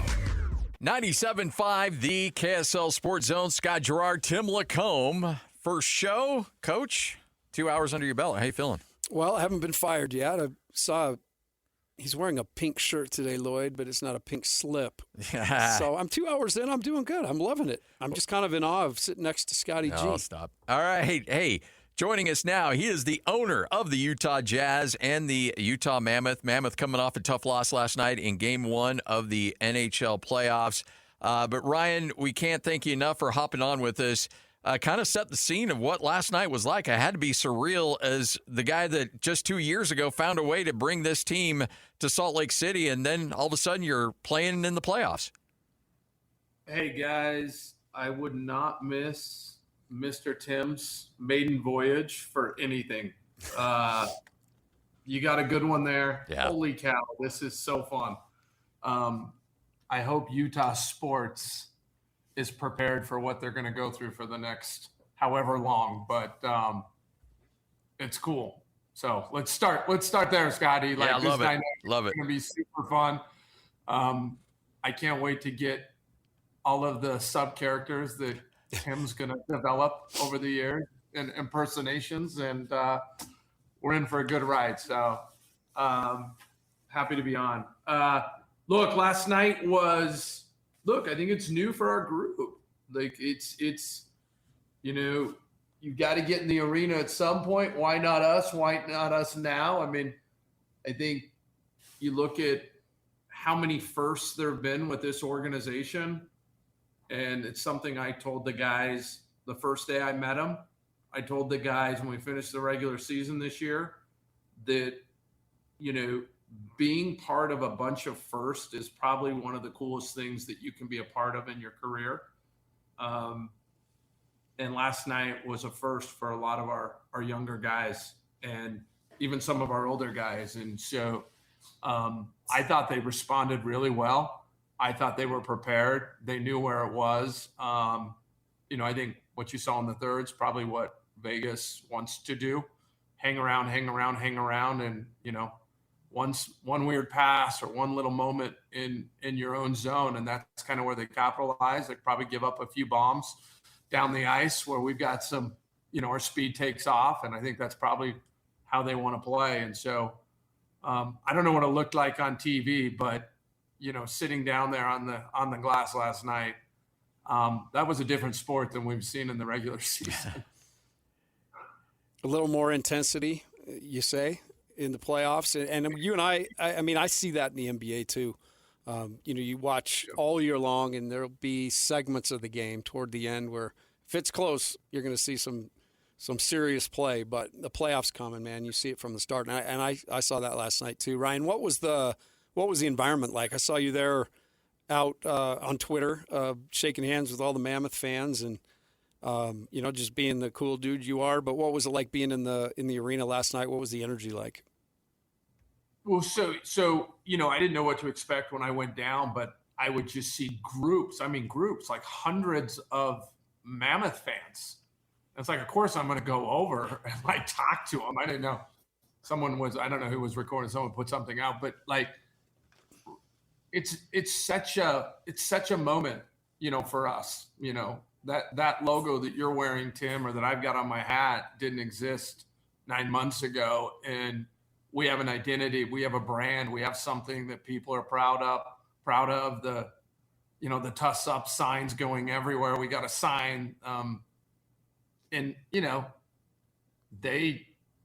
was a good environment. It was a calm environment. It was loud. I think we'll be every bit as loud as they were, but I love it. They're chanting Utah sucks. It's like, great. We've arrived, right? They know we're onto something. And I think it's going to be a series. It's going to be a series. And I think that's the exciting thing about it. And look, we just got to grab one out of there. The thing that I've really loved about the Mammoth experience here in Salt Lake City is not just the quality of the team and the players, but the experience of going to an NHL game. I got to imagine you feel that, game presentation's always been huge for SEG and what you guys have continued to build over there, but you got to ramp it up another level in the playoffs. I'm fired up to see what it's going to look like coming up later in the week here at Delta Center. Yeah, I think hockey in general, because you've got that white backdrop of the ice, the lasers and the stuff in the show that you can put on, it's pretty good. I think you've seen us with the Mammoth and, how we drop our ice cave that we come out through. It's pretty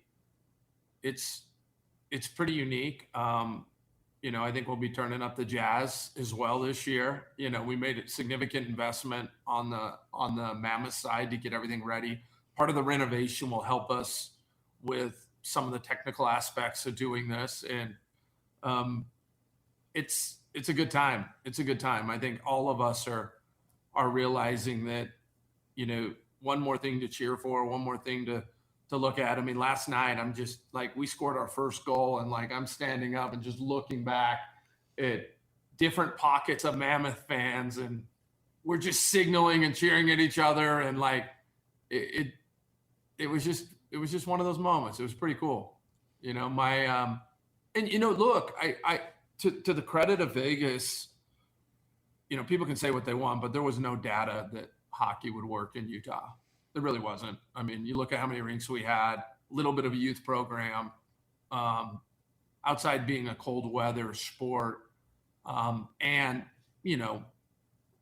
a smaller, Grizzly team that would work.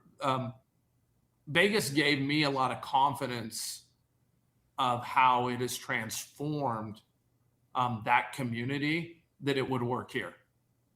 We all know as Utahns the closeness, the proximity, the tie that we have to Las Vegas. My wife's from there. The similarities, the culture aspects, as you get out into Summerlin and there's a strong tie.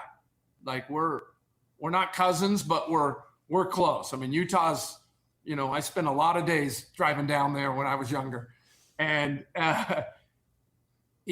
knowing that culture would work and what it's done for not the Strip, but the rest of Vegas is what said, hey, well, if it works in Vegas, it's going to work in St. George. And if it works in St. George, it should work in Utah, like up northern Utah, like, and it has, and I'm not sure that the Raiders have the following. I mean, actually, I know that as a newer team, like, or the baseball team that's coming there. I mean, it is Knightstown there. Lloyd cringed. He's our producer and he's a Raiders fan, but it's okay. They haven't been good for so long that they just don't. Hey, I'm heavily involved with the Raiders and love those guys there. Egon Durbin, who just took over, is kind of the heir apparent for the Raiders behind Mark Davis. Obviously, he's bought and purchased 2 companies, not only Qualtrics but Entrada in Utah, and we're very, very close. And I've become a Raiders fan too. So let's go. You're in good hands, I'll tell you that. There you go.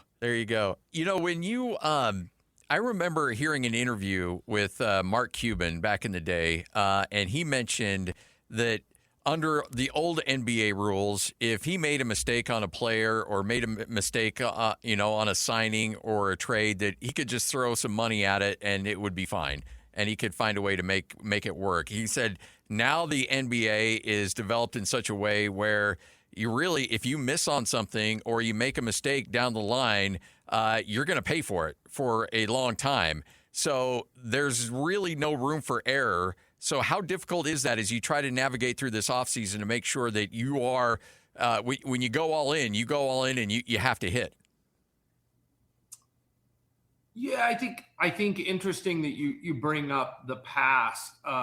Just since I've been in the league, as new CBAs are written, and you're going to see this in baseball here, the entire format of everything changes. And the problem as a fan is, like, growing up, I love the Stockton and Malone kind of loyalty and the way that they stuck with the team. We've only seen it a couple times in modern basketball, Steph Curry being one. And it's only going to get harder and harder as we go, just because the shortness of contracts, right? And so I think the first point is definitely around, like, building right now is very different than it's ever been, and we're all kind of going through it together with the second apron and how that looks, and player options and teams and just kind of how it all works out. The fundamental building blocks are still the same when it comes to personnel and building a team and putting it together. And for me, and there are massive risks of hitting, and how are you going to be right? No one's right all the time. If I look at hiring in any job, I mean, the best I know are 50%. I think Oklahoma City, has done a pretty good job at building their organization, but their process is, I want as many shots at it as possible so I can mess up more. And they've messed up. You can go through their draft picks and look at where are you now. There's quite a few top 10 picks that are not playing for them. And they've been able to do that. I think the one thing that's not talked about enough is financially, the risk that tears apart teams is more the financial component in today's cap system. If I were to say where the Jazz were when we took over, we were over a team, and a lot of people don't remember this. Like, we had an offseason where we had to sign Mike Conley. If we did not sign Mike Conley, the only amount of money we could spend was $9 million to go replace him with someone else. There was no way in the market that we were even going to come close to getting a Mike Conley replacement for that. And so you really get to a point when your salary gets high that you're you're kind of up against the wall a little bit. And then if you're down picks, the way out of that is to go down picks even further. So you really got to ask yourself and look yourself in the mirror and say, hey, is it worth going deeper into this to try to win, or do we go in a different direction? And you've seen all sorts of teams, go through and say, hey, I'm going to hang, I'm going to retool, and then they waste a couple more years and then go into a rebuild. And then you see teams that just keep hanging on, where playoffs are probably, okay, it's okay, let's just keep kind of trying to get into the playoffs. There's stories on every side of it. The good news is between Will and Austin and Danny, if you look at who we put around, there's a lot of rings in this group, and they've all done it kind of in a different way. And so if you look at the Boston teams that have come around, they went at it, they had to retool, they kind of had to rebuild, and they could get there, but they were really, really good. Will obviously was San Antonio, and then, obviously having Dwayne in the group, there's, that's ultimately the goal. I think personally, my direction to Danny and Austin would be very different if it was just playoffs. And I'm just not, that doesn't mean we don't have to go through and start somewhere and get in the arena, but my goal is to bring a championship to Utah. And we haven't had one. I want to hang a banner. And if it means that, we have to do stuff a little harder, okay. But we're not going to tiptoe in to go beat San Antonio and OKC. Like, we're not going to tiptoe in. Like, we're going to have to do it the right way and build the right way. And, that's going to be what it's going to take, and you never know. But I just try to put the smartest people around, and I just feel like we're super lucky that we got this group, because, I'll just be honest, if they agree on things, I'm probably not going to stand in the way on anything that they come to. And that's typically how you want it. And it's actually the opposite. They'll call all the time and say, hey, what do you think about this? I just spent the last 2 days with Austin, and we've got really, really smart people here who also have that level of expectation. But, all this is talk. We got to go do it, right? Tell me what, you've got such a great relationship with Danny and spent so much time with him, and then Austin came in this year. Just your observations of what it is. I mean, and I have the ability, I've known Austin forever. I kind of know the answer, but what do you see in Austin on a daily basis that,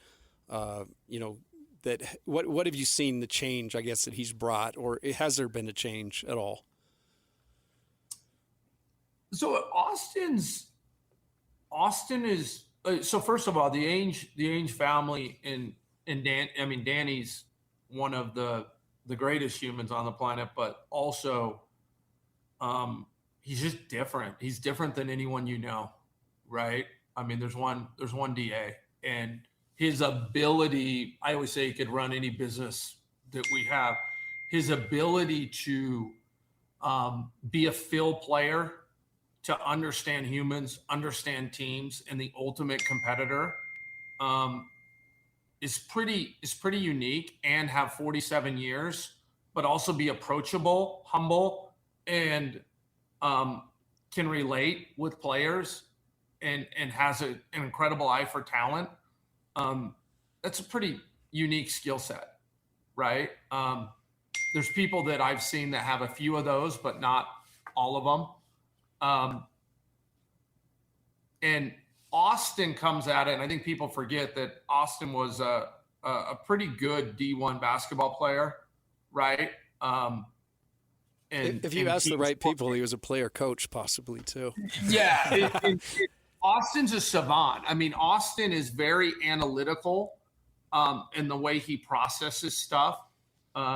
Very much like you see some of the modern GMs in the NBA. He's very organized, extremely thoughtful, and goes through. But, and I know this, having the blessing to work with my dad for 10 years, who was probably a little different than I was, we end up cross-pollinating a lot for what we take away. And, you know, if you look at Austin's skill set, and this is my eyes, everyone's got their own read, but you look at the Danny influence there, just like if you look at my mother and my father couldn't be more opposite. My father is a brilliant scientist that sits down and thinks and comes up with ideas and everything.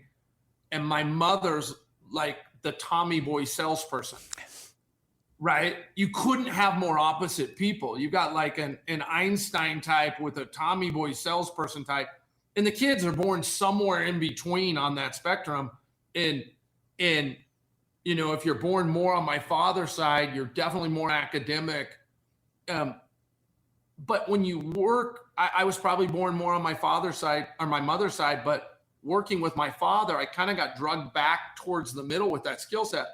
I think that that's the beauty of Austin. And there's nothing I'm more excited about than watching those two duke it out to see who they think the best person in the draft is or the best free agent is, because I know they're going to come at it from different ways, but with that similar idea. And look, I just think we're both, I think as an organization, you know, one of the things is consistency. One of the things is stability. And I don't think we could ask for a better group right now to kind of embody that stability and growth, but also people who have very, very high, you know, goals. And Austin said that, like, my job's to stack good decisions on top of each other when he's come in. And it's pretty cool. I like going to work right now. I bet. You know, and obviously the conversation that's kicked up about how to really rebuild an organization. And I thought you had some really good points with Pat McAfee the other day about under the current system, this is the way that you kind of have to rebuild. This is the way you have to retool a team. And if you want to change the rules, then maybe we should change how we try to rebuild teams and how you try to address these types of situations where a team has to strip it down a bit and build it back up, especially in a year where you might have a 2003-like NBA draft right in front of us. So how do you address this? How do you try to manufacture change in the NBA so that you can do it both ways, where you can avoid maybe the tanking situation, but also allow teams to rebuild in the way that they can and be competitive? Yeah, I said the other day that every action has an opposite reaction. And so when you implement a CBA and free agency because of that CBA changes, the downstream effect in a star-driven league is it puts a lot more pressure on maybe one of the other ways to build, where you can get a star or stars or, you know, get these franchise players however they come. Trading's also super hard. You know, one of the things that, you know, I love about the NBA is the trade wire is always active. But, you know, one of the things Danny said when he came in is like, hey, just to be honest with you, you're going to work 100 and maybe do one. And that's kind of been the case. And so, you know, we were super fortunate with Triple J coming in and like being in a position to go do that, but also that Memphis wanted to go downstream a little bit and try to rebuild entirely, or whatever they're doing. I don't want to, you know, put words on what they're doing, but they clearly were going in a different direction and going younger for this lottery, as we saw. And we were a little bit the beneficiary of that moment and timings there. So my whole thought is, you know, and I've said this exact same thing in front of, you know, 30, you know, governors of the league, is like, we can flatten the odds. And I think I'm cool with that. Like, I think everyone's cool with that. But, you know, if I'm another team and we're going to have teams going through the rebuilding process all of the time, we just got to ask ourselves, how long do we want them to kind of be off the track? And I personally think that there's probably a couple teams that really deserved the number 1 pick last year, right? Because then they could get going. And you saw this a little bit with Charlotte. Charlotte started the year kind of not knowing what they had. They saw that they got something, and then boom, they're like, no. We're in a different spot than we thought. And so I think there's this philosophy or idea out there that anyone sitting in my shoes would ever not want to or would want to be in a, what I would say in a rebuilding process. No one wants to be in the rebuilding process. I know every one of these governors, they dread it like something like going to the dentist and having a root canal. Like, they don't want to do this. So if they're there, it's because it's the right thing. And I think that's the part of this that's a little like the incentives have kind of shifted that way. So we've got to make sure we still maintain the rebuild process for these teams, because the teams we're even watching right now that are competing are going to be in the rebuild process on the next cycle. And I think you can do both.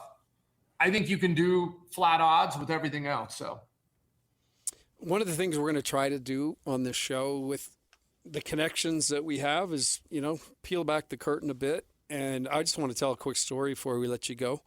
Ryan, I've known Ryan forever. And he actually, when we were talking earlier today, he said, I think when we met, you had more money than I did, which is probably true.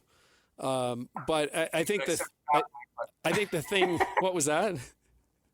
I don't know that I said it that way, but yeah. Oh yeah. The principle. No, the thing that's the coolest part of it is that I remember sitting on 18 with him at Riverside. We were just golfing one day. He got a text, and I won't go into the dollar figure, but Qualtrics, there was an offer for Qualtrics at the time, way early. And, me being Johnny on the spot thinking, man, let's do that so we can go get a plane and go to Vegas. I was like, you're going to do it? And he was like, kind of smiled at me, and he's like, Timmy, no. This is going to go for a lot more than that. But I just have to say, it just, a lot of people see you, but this is one of the greats. And I love what you're doing for our state, and I love the way that people are rallying behind it.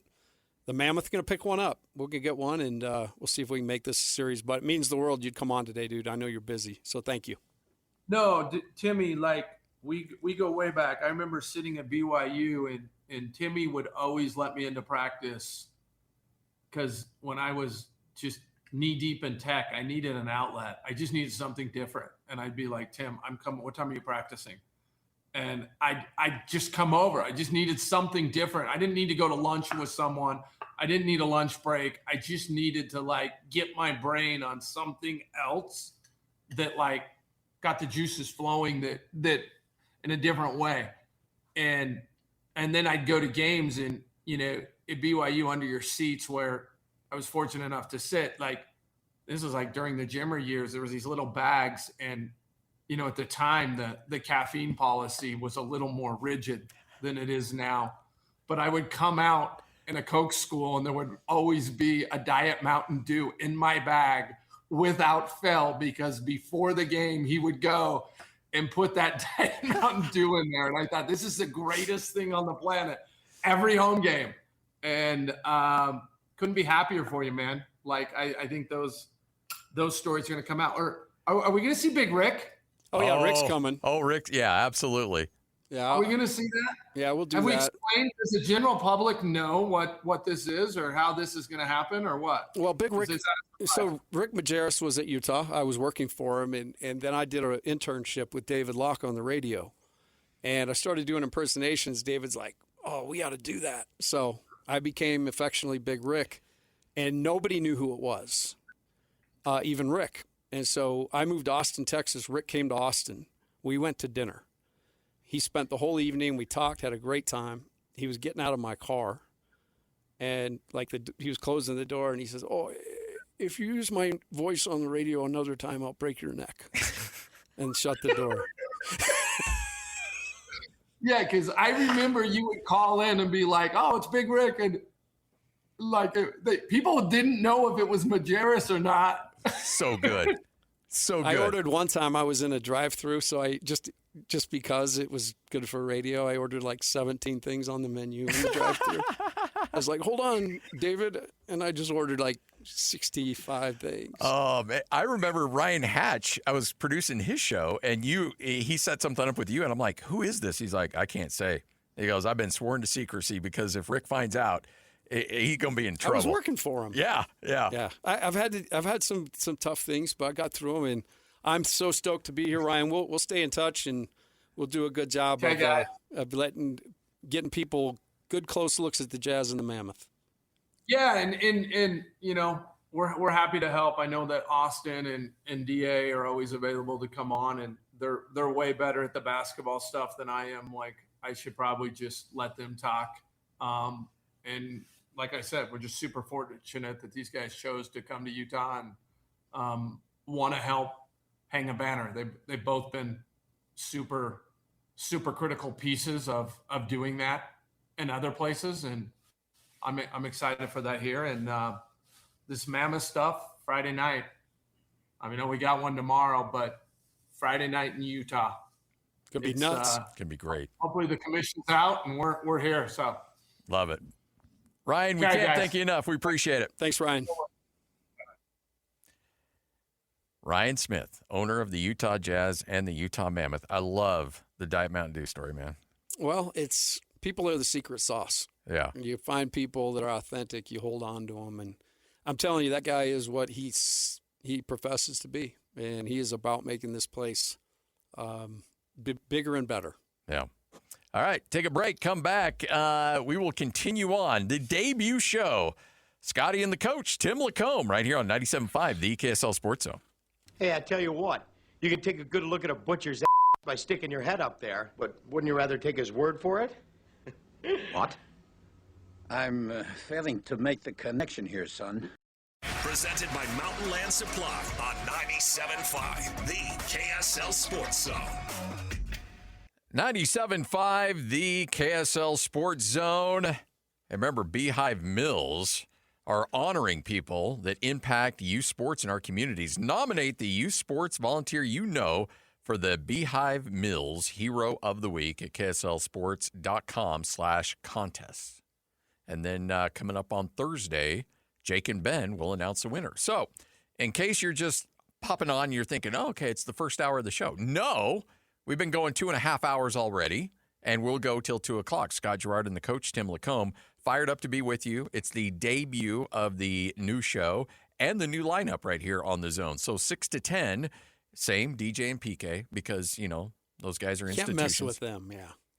Do you know that they have been doing that show? They hit their 24-year anniversary doing that show. Yeah, last week or so, right? Yeah, 24 years. Unbelievable. That's amazing that PK has put up with DJ that long. I know, right? To have the patience and the long suffering of Patrick Kinahan to handle through that. It's ridiculous. Then you and I from 10 to 2, and then Jake and Ben from 2 to 7. So we got you covered, man. They're going to be great. Love listening to Jake and Ben talk about the NBA. It's been a fun show.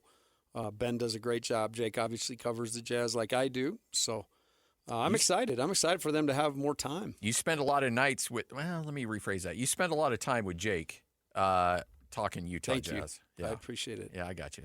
Evenings. We have 6 years now. And 6 years, that's close to 500 games. You've seen a few goods, and these last few years have been a little tough. The good, the bad, and the ugly. Yes. To pardon a phrase. And maybe a little. You know what, though? This year feels different, though, doesn't it? At the end of this year as opposed to the end of last year? Way different. I'll tell you what, just watching, really the first linchpin was Keontae having his jump, and then you kind of saw it with Bryce and Flip. Collier had great moments. And so the young guys seem to be getting better. And then the big trade, I think, that just opened up major blue sky. Ryan said it in the interview, but the Jazz are so good at what they do, knowing that they've got to compete with OKC and San Antonio. They've got great size and physicality. The Jazz have gone out and gotten a positionally huge roster, more physical, more defensive minded with a guy like JJJ patrolling the paint with Walk, if all that deal can get done. But the talks around it, to me, it sounds like it will. It just has got to be done right. I mean, Ryan talked about the money. The money's really important. You can't really overpay somebody $5 million anymore because you've got to be able to put the roster together. So some really big things coming this summer, but I think it should all lead to the Jazz being in a position to make the playoffs next year and get this thing going. I think, and I wouldn't say this to Ryan. I wouldn't say this to Danny or Austin or Jay-Z or even Will, but I think it's playoffs next year. It's playoffs. And I think behind closed doors, they're going to say that as well. But now the long season of our discontent has come to an end, and now it's time to go all in. But it all really feels like this draft is going to be absolutely huge. And if the Jazz can somehow get into that top three, let's go. Well, there's the cool part about this draft. It's not a draft like the Risa Shea draft where everybody's wondering who's, number one and how deep the draft will go. This draft's going to go 8-9 deep, legit. And, the Jazz have never moved up in the lottery. So the math, as Ryan said on McAfee, math's got to start mathing. Yeah. But if it does, and they can pull another player, the great thing about these young players, too, is they're on rookie deals. So you've got all these guys you've got to pay, and you've got that all sorted out. But if you can get great things from Ace in his second year and strike gold on a pick and add that to the crew, I don't even think you're looking at play-in. This is a top 6 team or better next year. I agree. They're not going to be in any sort of play-in. They'll just be in. If they stay healthy, this is a top 6 team. Because the other thing that stands out to me over the 6 years is how good Will Carty is at his job. Everybody looks at the record, but I've seen the nuance. I've seen the minutia within it, and him having to deal with different obstacles and guys out and guys in. He's made every Jazz team, they've played in little snippets like you want to see them play when they get it all together. And this year's team personified it more than any other. They more assists than any Jazz team in history this year. So with a 5-out roster that is positionally sized, you can pick on teams. The passing is going to be vital. As teams start to go and try to take away your advantage, the ball moves and you beat the defense with the ball. So passing and playing hard, 2 pinnacles of what Will does. But I have I'm excited to see Will cook. Yeah, because he's been in the kitchen, but he hasn't been able to cook. Yeah, let's just say, he hasn't had a full complement of groceries to put that meal together. But still had incredible after timeout plays, out of bounds plays, really creative schemes. So it's going to be exciting with all the pieces in place to see that all firing. Yeah, and it just really, I think Will has done a tremendous job for what he's had. And I think, obviously, and the organization has rewarded him with extensions and he's treated very fairly financially. But now it's time to okay, you know what? Let me do my thing now. You know what? We've developed. We've worked on guys. We got Keontae. He's on a great path. We got some other guys that we're working towards. And now let's load this thing up and get after it. And we talk about commitment and loyalty in the college game, but think about the commitment he had coming in, knowing what this first little bit's going to be like. Much like Mark Daigneault, who got rolled into OKC at the beginning of their rebuild. And to his credit, Daigneault finally hit 500 as a coach. Yeah. He got to 500 last year right before the finals. That's funny. But, none of that matters because he won a championship, and that's hopefully what Will can do. All right, 97.5, the KSL Sports Zone. Coming up at 1:05, we'll talk a lot of college football. Now, I know there's high expectations for college football for this show. Make no mistake. We got your college football fix, and you'll hear from Morgan Scally coming up in that 1 o'clock hour, 97.5, the KSL Sports Zone. The Jazz, the Mammoth, and the Utes, Cougars, and Aggies. When it comes to sports in Utah, we've got you covered. This is Scotty G and the coach, Tim LaComb, presented by Mountain Land Supply on 97.5, the KSL Sports Zone. So, one thing that, as we introduce Coach LaComb to our general audience, and you've heard Coach, he's made hundreds of appearances on the show throughout the years. But people need to understand that you are a music encyclopedia. I try to be. I love it. And, maybe the way that the other show was with food, the way you guys kind of loved food, maybe music could be a little piece of this one. I think absolutely. And I actually think maybe we create like after every show, a little Spotify playlist of the bumpers. That'd be cool. Coach's Spotify. Yeah, Coach's Spotify. That would be very cool. I could introduce you to some cool stuff. Yeah. Hey, well, I'm all for it. Because I get to a point in my life where I don't know where the cutoff date was, but there's a moment in time where any music that came after that date, don't care. I'm out. But everything before it, I'm all in on it. But like when my kid is sitting back and watching the Grammys, like, oh, I love this song. I'm like, I have no idea who that is, and I don't care. Well, I'm more like you than I don't necessarily dig modern music. There's stuff that comes out that I'll like, but there's so much good stuff going backwards all the way to the 50s and 60s, even some of that soul stuff. You're pretty eclectic. Yeah, I play guitar. I taught myself. That's been kind of a fun thing the last 5 years. I always thought you had to have like a special gene or, people tell me that all the time. I'm like, do you play guitar? Nah, I have no musical Well, I didn't really either. I mean, I kind of did. I sang, but the guitar was completely foreign. And the last 5 years, I've kind of figured out how to play it a little bit. You just YouTubing it, or how do you? Yeah, YouTube, and use lessons on YouTube, and really just you got to understand what it all means, right? So I just made sense of the fretboard, and then you can play some stuff. So I do that on Instagram all the time at night. I'll just play, turn it on and live and play.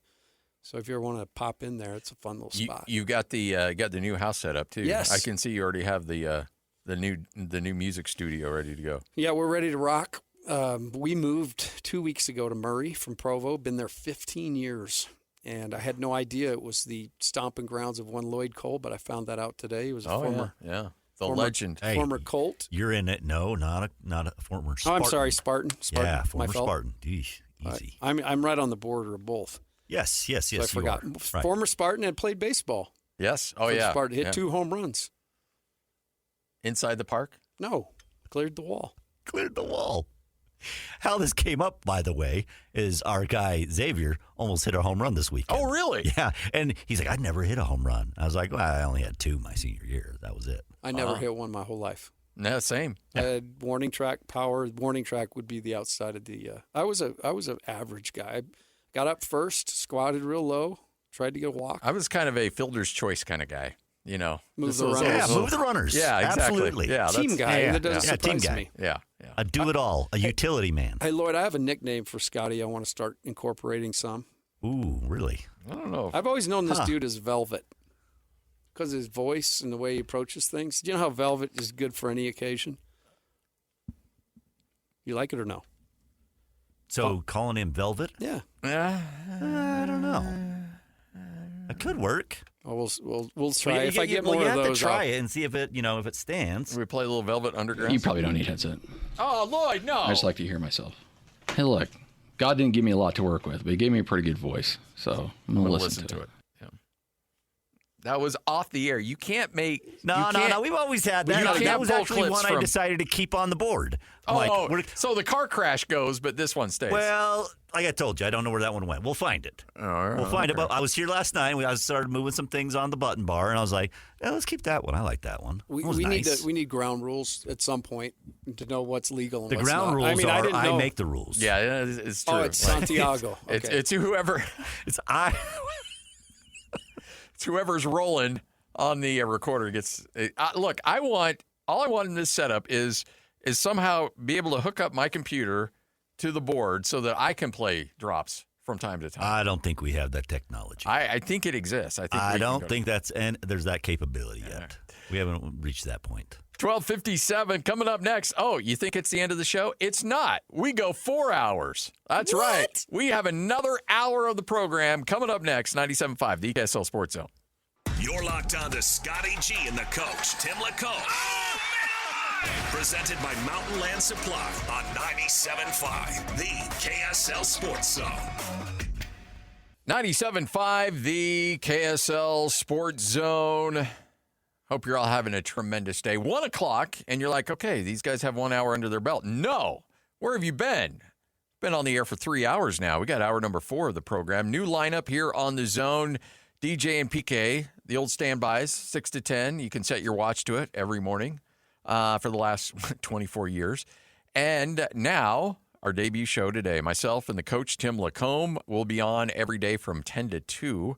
It's going to cut into my little morning golf, but get a little, Might have to go out a little earlier. Yeah. But the start round, earlier. But we can start that afternoon round a little earlier. That's true.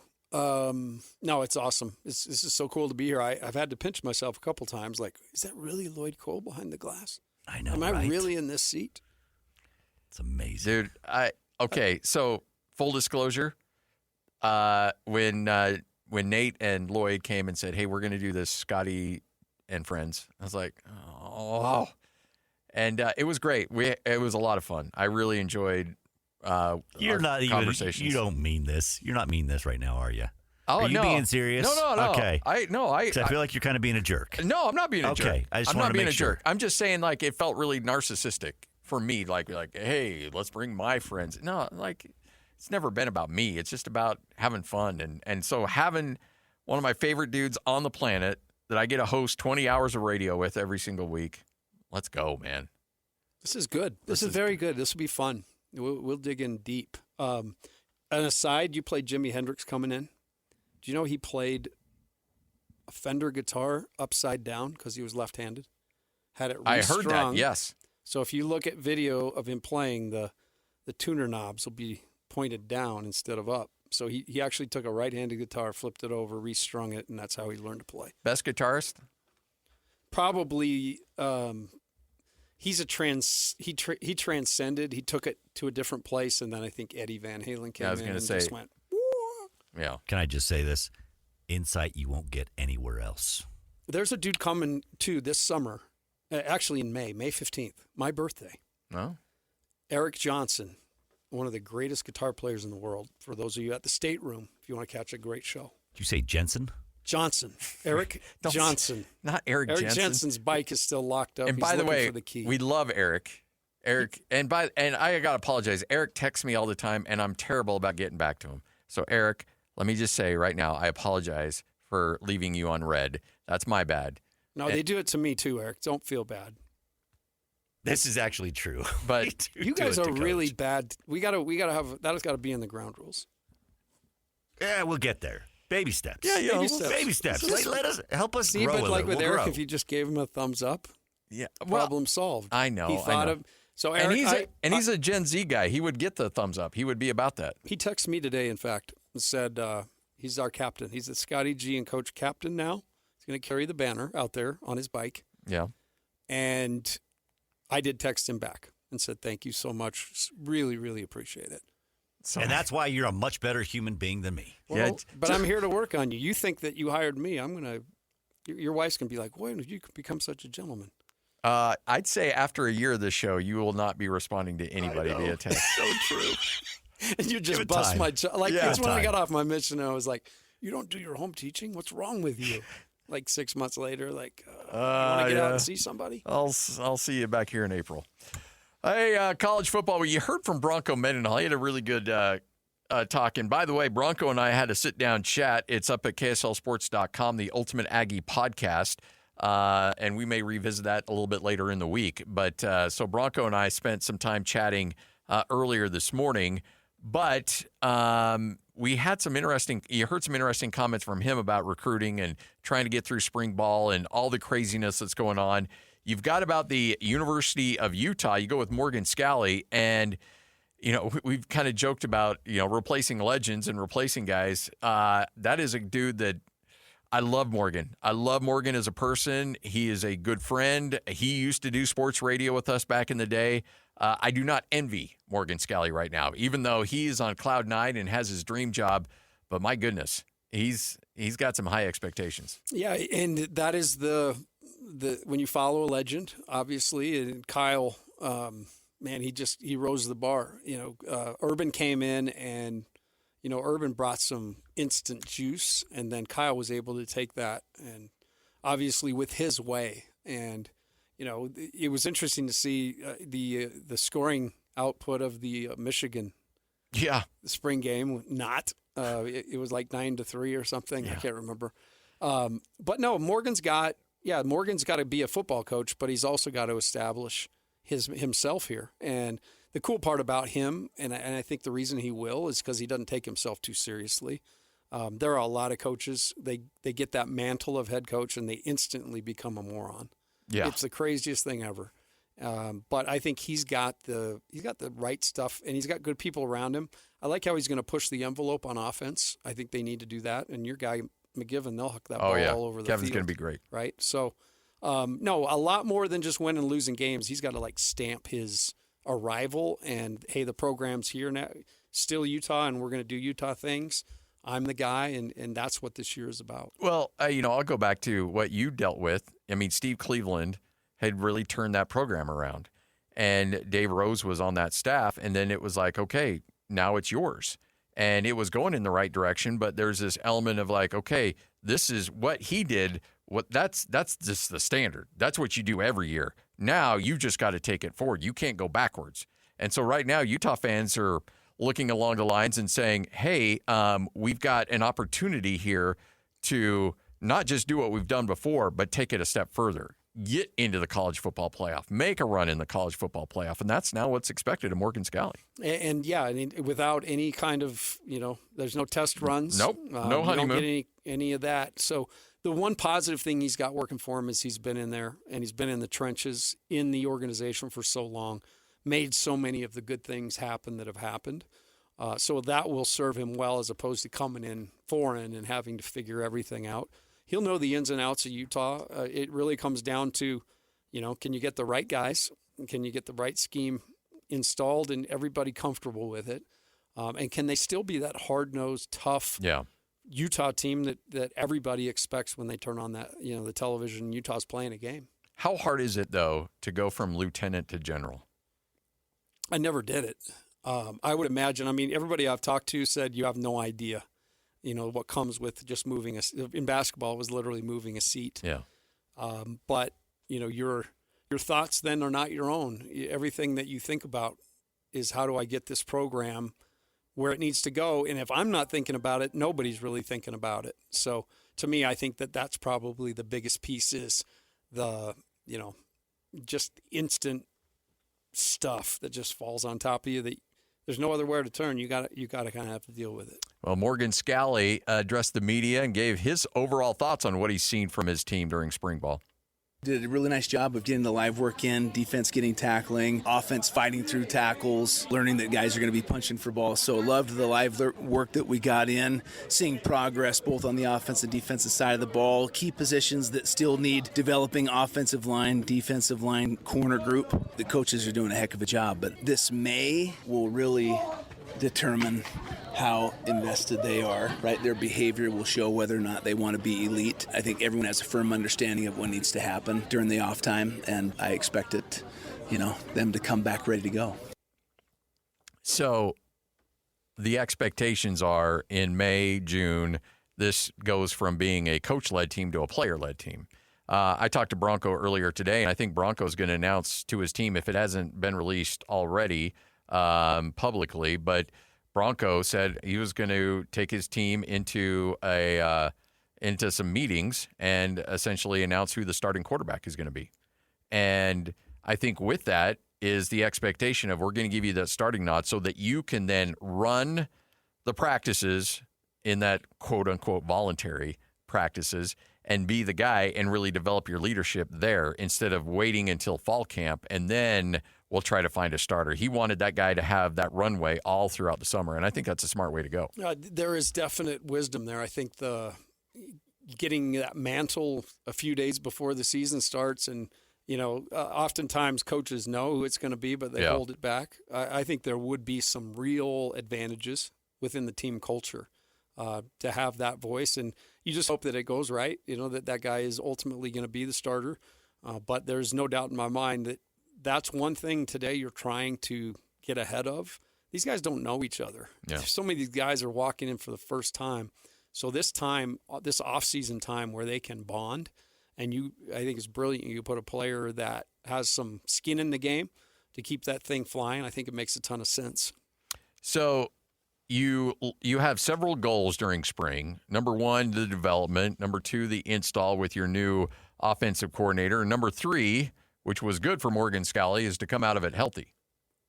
Right. And, as far as everything that's been said on the outside, it's been very, very positive. I think everybody is acclimating to the scheme. There seems to be a level of excitement to get out there and do it in the fall. But yeah, this process, the spring process, is so vital. Yeah. You don't even think about it, but it's almost like a season in and of itself. I'm excited to see what Morgan can do up there. I'm excited to see the new feeling, the new look. But I bet he does not stray far, on a lot of things. That team's going to be physical. They're going to punch you in the mouth. They're going to be a tough out every single time. But what's exciting to me is last year the offense opened up some. Yeah. And this year I think that's going to be a calling card of it. If that guy's calling plays, everything I've heard is, at Utah State last year there wasn't a pass that wasn't in the book that they couldn't throw or wouldn't throw.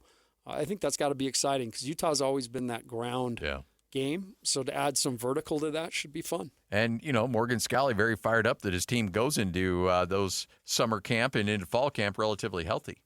Cut down on the soft tissue injuries, and really it was, I think, maybe a hamstring or two, a concussion, and then maybe a sprained knee. Other than that, with as much live work as you're doing, stuff happens. But very pleased with how we came out of this spring ball. Also goes on to talk about, because everybody's going to ask Coach, standard question, how do your quarterbacks look? How does this look? How does this look? So the biggest question mark is, which one of those position groups has shown the most growth? I would continue to say the offensive line, just because you're talking about a brand new crew having to work together, having to communicate together with a new offensive line coach. You come out here and you can see some situational work where you're not really trying to game plan versus each other, so things may look one way, but I'm very pleased with the progress that our O-line is made, and still a lot to go. And I would say probably the corner group as well has been a very nice, I wouldn't say surprise, because Sharif's always done a great job of developing those guys, but very pleased with how that group's coming to shape. The big uglies up front. That is the million-dollar question for the University of Utah, because you're going to have one offensive tackle for sure go in the first round. You'll probably end up with 2 tackles in the first round. So when your bookends are first-round draft picks, you got some pretty big shoes to fill. And you are bringing in Jordan Gross, who was coaching high school. Now, granted, this guy is a borderline Hall of Famer in the NFL and was a tremendous player. But sometimes players don't necessarily make great coaches. I think that Jordan Gross has it in him to be a really good coach, and he's got some good resources around him to try to coach him up as to how to be a good coach. I think the offensive line, just based on the talent you lost from last year, will take a step backwards.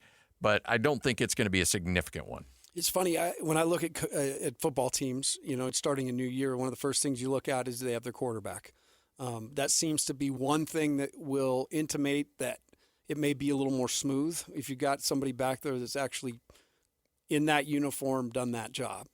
But the next thing I look at is the line, because that the game is really won and lost right there.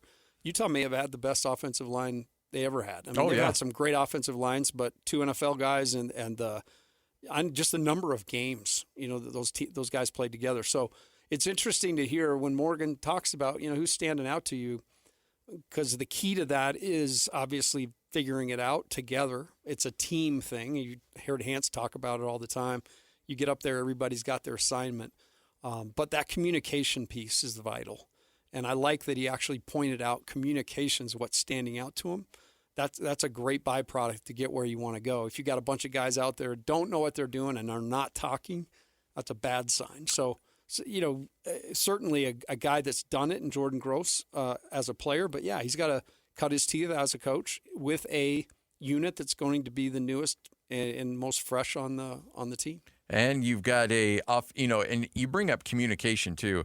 And honestly, the only good thing that came out of COVID was when I'm calling a basketball game is to hear the talking that goes out on the court. I never really appreciated how much communication goes on, especially on the defensive side of the ball when a basketball game's going on. And, you always hear coach like, hey, I don't hear you guys talking. I don't hear you guys talking. Well, when there's nobody in the arena, then you can hear them talk.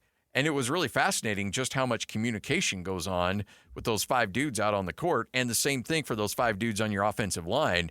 They have to be a cohesive unit. A lot of people think, okay, look, you're 320 pounds, you're 6'4", go out there and play left tackle and be great. And you should be able to road grade anybody you want. But the communication between those 5 has to be spot on. And Morgan talks about how that team and how those 5 are starting to gel out there on the field. If you want to move weight out here on the football field, you have to move weight in the weight room. So that's continued development in the weight room. It's, working together during your off time a little bit, but ultimately it's, are you taking care of your body during the break? Are you ready when you come back? Because there's still development that needs to happen in June. I'm excited for what's to come. A lot of excitement. Oh, it's an exciting time. Yeah. He's been waiting a long time for this, and I love the fact he's homegrown. Homegrown kid that played at Highland, right? Was it Highland High School? Yeah, it was Highland. Highland. Yeah, he's part of that Bo McNally. And that rugby team, too. Yeah, that's right. So been a part of it. He is so revered. That's one thing I found, regardless of what color, or what logo somebody's wearing. He's got a ton of respect across the board for what kind of guy he is. I think it sets up nice for Morgan. I'm excited, just like he's excited to see it actually go down. There's a few guys that have transcended the rivalry. I think Morgan is one of those guys. I think Jimmer was one of those guys that you may not have loved them, but you respected the heck out of them.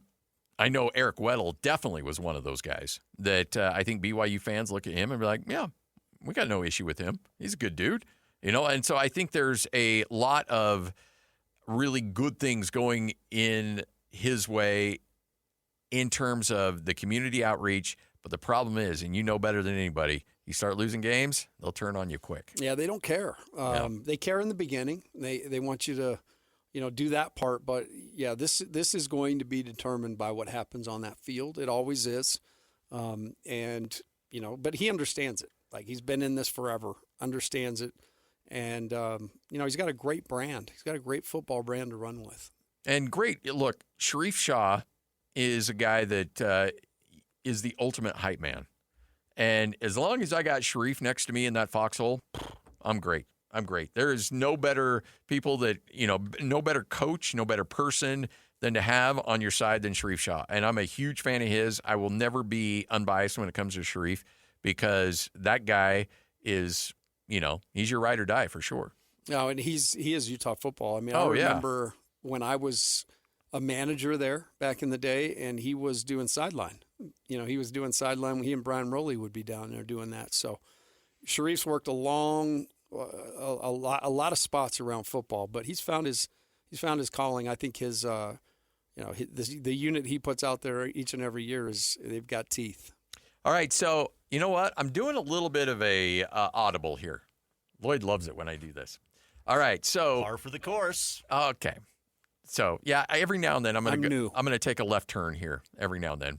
All right, so what I want to do, we're going to have a little sports roulette coming up next where we spin the wheel. You're very well aware of sports roulette. Lloyd borrowed a roulette wheel from the Montego Bay down in I saw it had the mark on it. That's cool. Yeah. No, absolutely.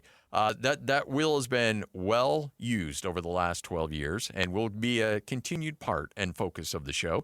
But also, a lot of people responding to the new lineup here on the show and on the station. And so if you want to get to know Coach, it'll be a Ask Coach segment coming up next. So we'll get in some sports roulette. But if you've got a question on Coach or anything you want to know about Coach, he's an open book. Am I okay volunteering you for this? For sure, yeah. All right. Any of it. All right, so you can tweet at us, at Scotty G Zone. Your Twitter handle is? At T LaComb. Yep, that's it. That's it. Pretty easy. at T LaComb, at Scotty G Zone. You can also find us on the YouTube page. Just search KSL Sports. You can see the video, portion of the show, and you can also leave comments in there. You can put your questions, and we'll get to know Coach a little bit better. Coming up next, this is 97.5, the KSL Sports Zone. It's time to spin the wheel and talk some sports. This is Sports Roulette on 97.5, the KSL Sports Zone. Big people around him. I like how he's going to put. Hey, Coach. Welcome to the program. It's a pleasure listening to you. Wanted to give a recommendation for a guitarist. That would be Matteo Mancuso. Check him out. He's amazing. Love listening to you. That is Scott, courtesy of the essentially the call-in line. All you have to do is go to the KSL Sports app, and you will see a button there at the bottom. What does it say? Call in? I can't remember exactly what it says. Let me pull up the app here. I got to make sure I give this the right credit it deserves, or Nate will climb through and strangle me. So if you go, it says voicemail. That's it. So on the bottom left, you'll see a little function. It says voicemail on the KSL Sports app. You click on that button, and then you can leave a message and say whatever you want. If you got a thought for Coach, got a thought for me, hey, we're sensitive people, so be nice. That's all we ask. And if you try to sneak something by me, we'll stop you. Don't ruin the fun for people. Yeah, Lloyd. Don't do it. Lloyd's got, it's not like this will go right on the air. Lloyd's going to screen all of this stuff, so just make sure that you leave something appropriate, and we'll get it on the air. So it's our voicemail function at kslsports.com. Download the app right now, and let's go. All right, so kind of a hybrid segment here. We got Sports Roulette. We got some of the big storylines that we have not had a chance to get to yet. We also have a Ask Coach segment where you can ask Coach anything you want. Basketball, football, or just life itself. Whatever you need help with, Coach LaComb is here to provide you some assistance. So with that, let's spin the old wheel.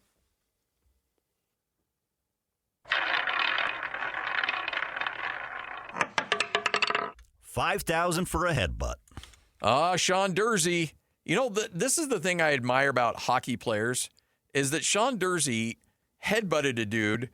He did not wear a helmet. The guy he headbutted did have a helmet on, and yet Sean Dursey's the one that ends up getting fined $5,000 for the headbutt. I just love. I've had buddies that lead with the head in altercations. I don't recommend it because it's ugly, but I like the fight. I thought the fight last night was great, and that was just indicative of it. Dursey, they were talking, getting pulled away from each other, and he couldn't use his arms, so he just threw his head at his helmet. And everybody's like, all right, you can't do that. Here's essentially the equivalent of a $10 tollway fine, for essentially for headbutting. Like, don't do that.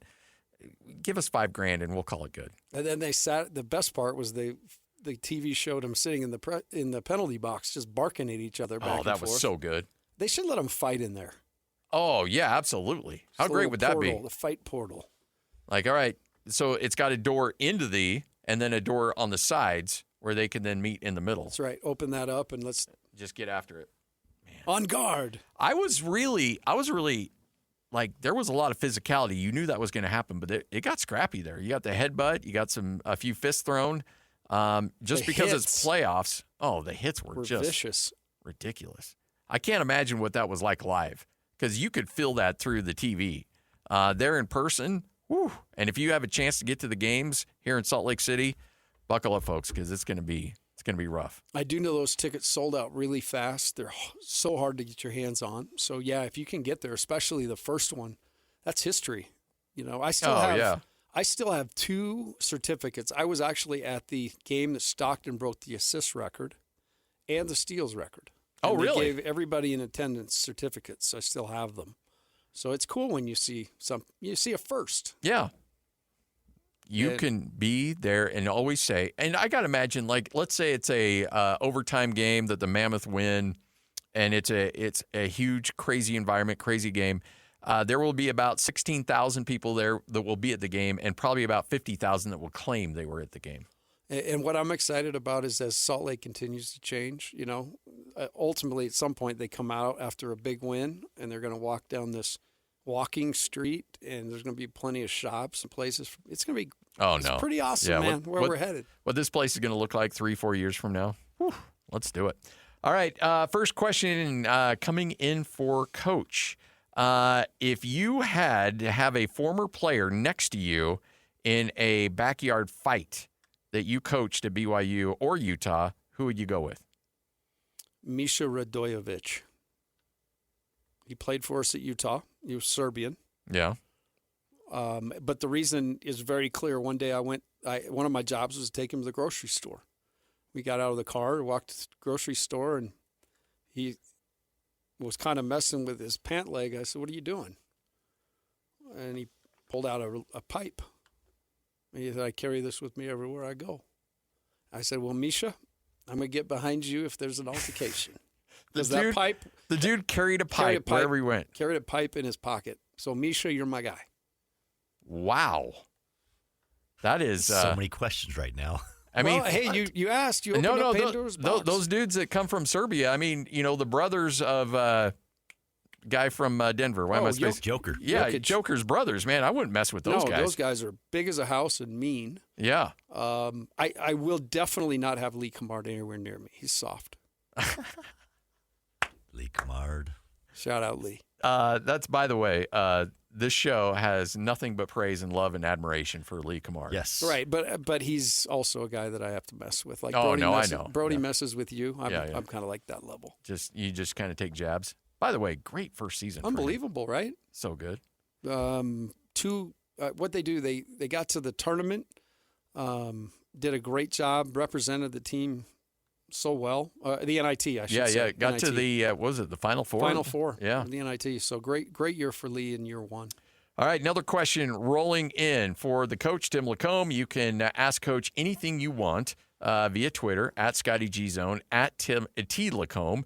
You can also find us on the YouTube page. Just search KSL Sports on YouTube, and you'll get the live version of the show, the video version of the show, and you can leave something in the comments there if you have a question for Coach. First off, or another question coming in.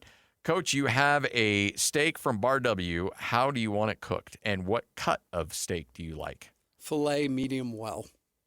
You're a medium well guy. Mm-hmm. I like... You're messing right now. No, I'm not. Are you being serious? Why? What's wrong with that? Medium well? It's pink. Do you want me to go get you some jerky, too, while you're at it? Is that too much? Oh, no. Ooh, don't say that. No. I don't want do medium that. well. I want medium. Okay. Just medium's straight okay. I'm sorry. I like a little pink. All right. That's what I meant. I just am not a huge connoisseur of cuts of meat. Yeah. Well, we'll get you down to Bar W a few more times. I love that place. By the way, bone-in ribeye, medium rare. If you're driving to St. George, definitely stop and get a burger because there's nothing like it. Oh yeah, you experienced it firsthand. And then they because I was hanging with Scotty, they're like felt bad and gave me a few cuts of beef to take home. The difference in the beef is palpable. Yes. Like you can sit them next to each other, you can tell, but then you take a bite. Yeah, no comparison. Another question coming in. Speaking of food, favorite city you have gone to for food? Favorite city I've gone to for food? I think my favorite city, and for a lot of different reasons, is Boston. Okay. I lived there for 2 years. Yeah. And fell in love with everything about it. So I actually didn't like seafood before that, and I'll have some now. You can't beat chowder. Yeah. New England chowder in New England on the home turf. It's pretty undefeated. Were you a Red Sox guy before the 2 years? I was not necessarily. I grew up a Dodgers fan my whole life.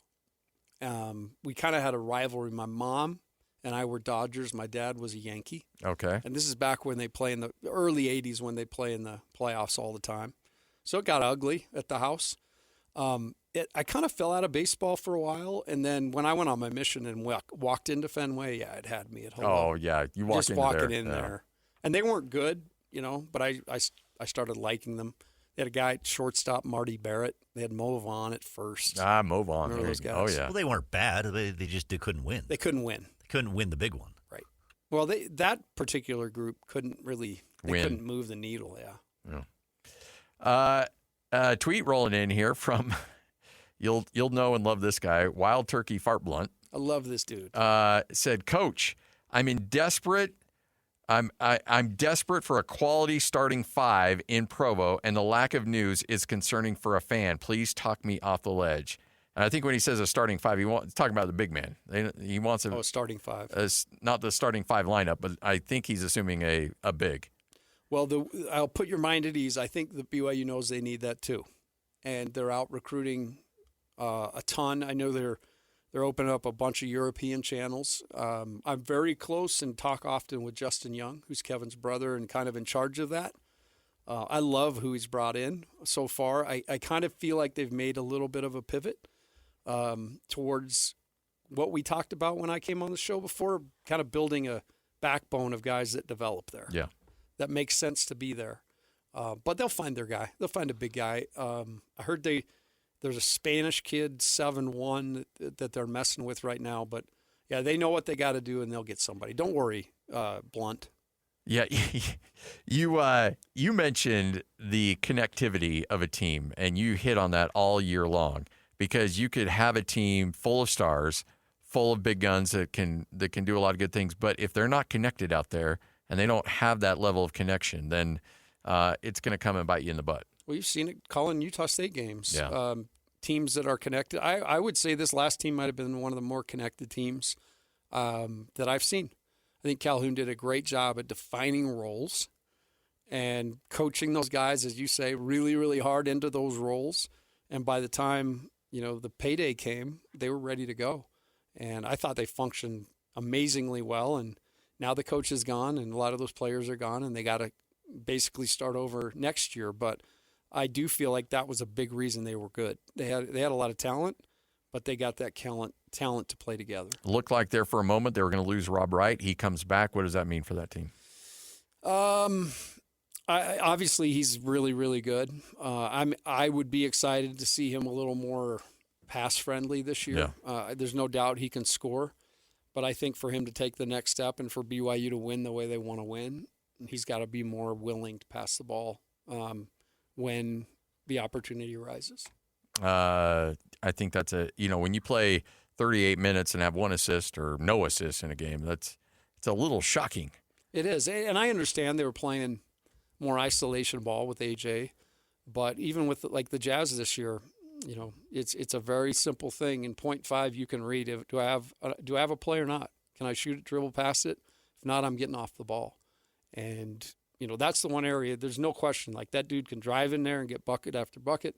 And I think that's still going to be really useful. But just a teeny bit of a pivot for him, I think, would make a big difference to the team. And make no mistake, I know the Branch kid is well thought of, and he's going to be potentially another lottery pick for Kevin Young. But this is his team, Rob Wright's team. I mean, he'll be the face of that team coming up next year. And how does he handle that pressure? Because last year it was AJ's team or Richie Saunders' team, but this will be his team. BYU made that commitment. He made the commitment to them. Kentucky, I know there was a lot of flirting going on, and Kentucky made the bigger offer, but ultimately wanted to come back to BYU, and this will be his team, and he'll be judged accordingly.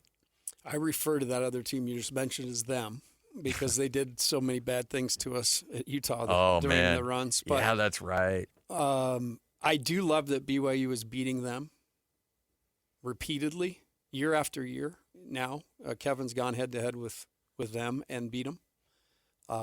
It speaks to where BYU is in the ecosphere of college basketball. They're a blue blood in this new, because they can put up the money to do whatever they need to do, and yeah, they're instantly in every conversation. Big part of that too is Kevin. I mean, Kevin brought Yegor in. That was the sample.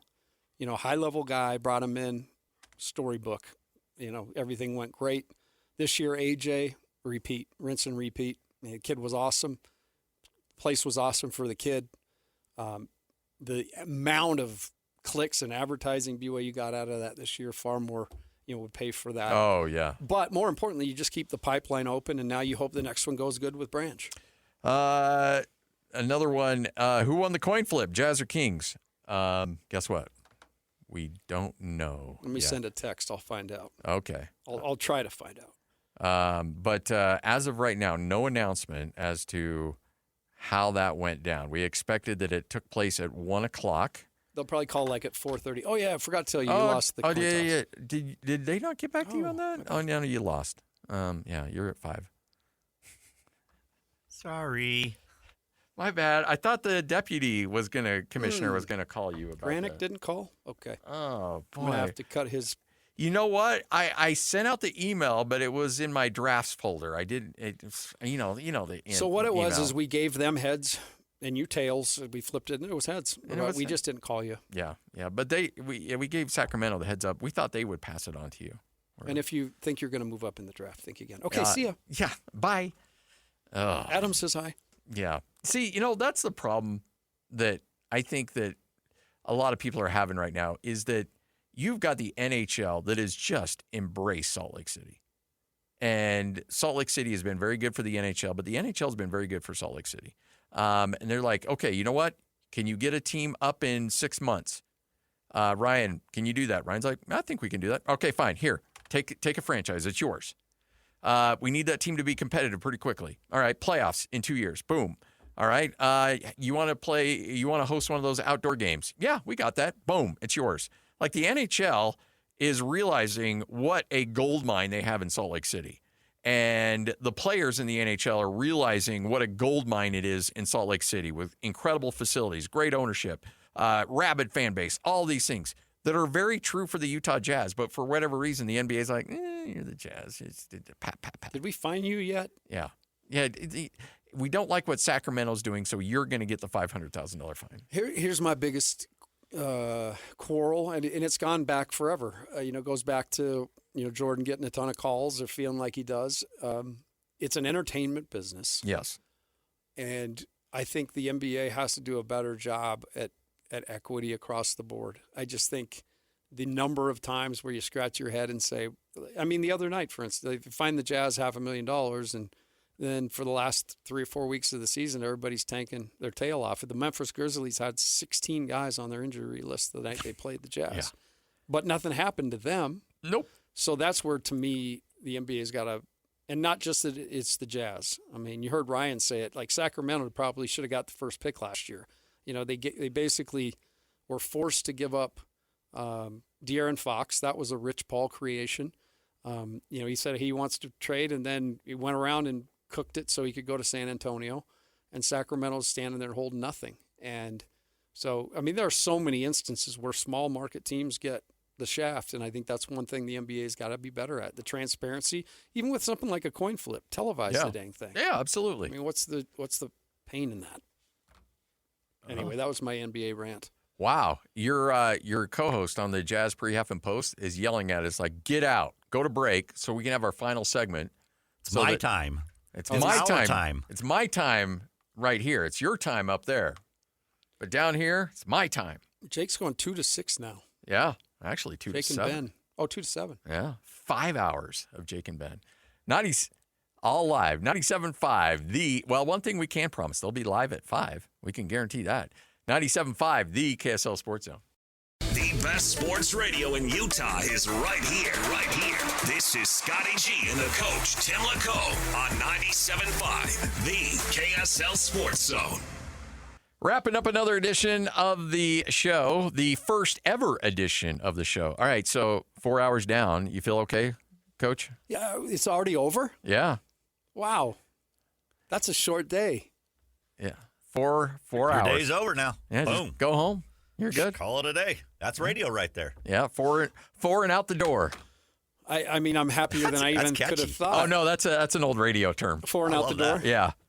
The pre-half post is more like 5 and out the door. Yeah.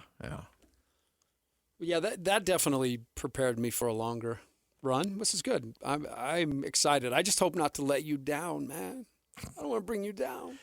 Yeah, I don't think you're gonna. I'm not worried about that one bit. If there's anything, I've been riding everybody else's coattails. Now I'm going to get exposed for the, fraud that I am. Just keep us on the rails. Don't expect me to do that, Lloyd. Yeah, we got you. Hey, Jake and Ben coming up next. You'll hear them every day from essentially 2 to 7 right here on 97.5, the KSL Sports Zone. Make sure to join us coming up on Wednesday. We'll be out hanging out with Jake and the crew at Tim Daly Mazda from, again, 10 to 2. Tim Daly Mazda in Sandy, 10785 South Auto Mall Drive. Real easy to find, just off that 106 South exit. Stop by. I drive a Mazda 50. Just got my wife on a new lease on a Mazda 90. She loves that ride. And my boy is now in a Mazda 3. And I actually have a little car envy on that 3. That 3 is a sexy ride. Well, I will say I rented a Mazda one of my last trips on the road, and they make a very nice car. Zoom, zoom. Zoom, zoom. All right, so when you how was the budget? Like, could you splurge a little bit when you were out on the road, or was everybody's like, hey, we saw that you spent $10 more at the Cheesecake Factory than you were supposed to? No, they were great about it. We certainly didn't push it, but we stayed in awesome hotels. That was kind of one of the things we did when we got there. We stayed in nice places. And I had a Hertz Gold membership, so I could go pick my ride. Oh, there you go. Yeah. So some days I'd have something cool, and some days I'd have something not cool. Is it hard to go from, I'm sure you probably were like a Delta Platinum and then hang out with the peasants in the Delta Silver? Oh, yeah. Yeah. It's funny. We flew too many charters. Oh, you were charters. That's right. So Never Delta mind. was good to me. I've flown on Delta. I've flown 947,000 miles. So I'm you're not a pushing million. Yeah. Oh, yeah. But I have definitely, with all the charters and everything and other airlines, flown way too much, stayed in way too many hotels. 568 nights at a Marriott is my number. I walk in and a band starts playing. It's got that rah, rah, rah, rah, rah, rah, rah. Go, Timmy. Oh, Timmy. When you have you cashed those in yet? Are you I've still used sitting the points. But the cool part about it is it's just status. Oh, and yeah. It's lifetime. Yeah. When I die, no more. But I will be platinum until that point. There was a guy that was a jazz beat writer for a long time, Tim Buckley. Remember Tim? T-Buck. T-Buck. And I was sitting next to T-Buck at a jazz game. We were having a little pregame dinner, and he was telling me about some vacation he was going on, and it was some weird island that I'd never even heard of. It's not that. No. And so I said, why are you going there? And he's like, well, the other night I was in the hotel, and remember, that show House Hunters? That came on, and this couple was looking for this house in this island, and I thought, that looked kind of cool. And so I got these Marriott miles, and I got my Delta, and so I just booked it, and I'm going there here in 2 weeks. I'm like, okay. Let's go, Buck. Yeah, good for him. I did a little of that. I actually used them because, you got to take care of the fam. So I would let them pile up and use them for family vacays while I was coaching and stuff. But no, travel is fun. I'm glad I don't have to travel the way I used to travel. It is nice when you come home, because then, like, I've got a bunch of miles because, we go charter maybe half the trips. And so I've got a good stockpile of hotel nights and miles. And you get home and my wife's like, hey, Rat, where are we going? I'm like, nowhere. I don't want to go anywhere. I don't even want to go down to the downtown Bountiful from here. I just want to stay. I'm like you. I get closet fever. I just got to stay in the house. I'm a homebody for sure. All right, that is it. Monday edition of the show in the books. Now, coming up next, you loved him for 2 hours. You're really going to love him for 4 and 5 hours. It's Jake and Ben next, 97.5, the KSL Sports Zone.